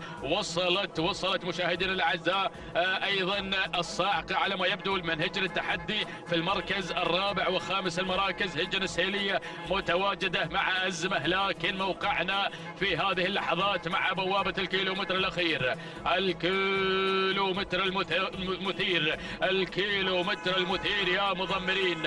هذه سحابة في مقدمة الشوط، هذه سحابة اللي أعلنت المغادرة مبكرا. ما شاء الله على هذا الأداء الجميل. حسن بن حمد بن راشد النعيمي يتقدم في المركز الأول، يقدم سحابة في مقدمة الشوط. لكن هل الشنجل وصلت؟ هل الشنجل بدأت تتقدم في هذه اللحظات بتحدياتها الجميلة مع هذا الأداء الجميل؟ ما شاء الله تبارك الرحمن. بدأت العروض النهائية. هذه هلا اللي تشكل الخطر على مقدمة الشوط. محمد بن ناصر بن محمد بن ناصر الشنجل على المركز الثاني. وفي ثالث المراكز وصلت راهية المبارك بن سعد بن جابر آل نابت المري وهجن السيلية في المركز الرابع. ولكن عودة إلى مقدمة الشوط. هلا اللي غيرت، هلا مع اللحظات الأخيرة.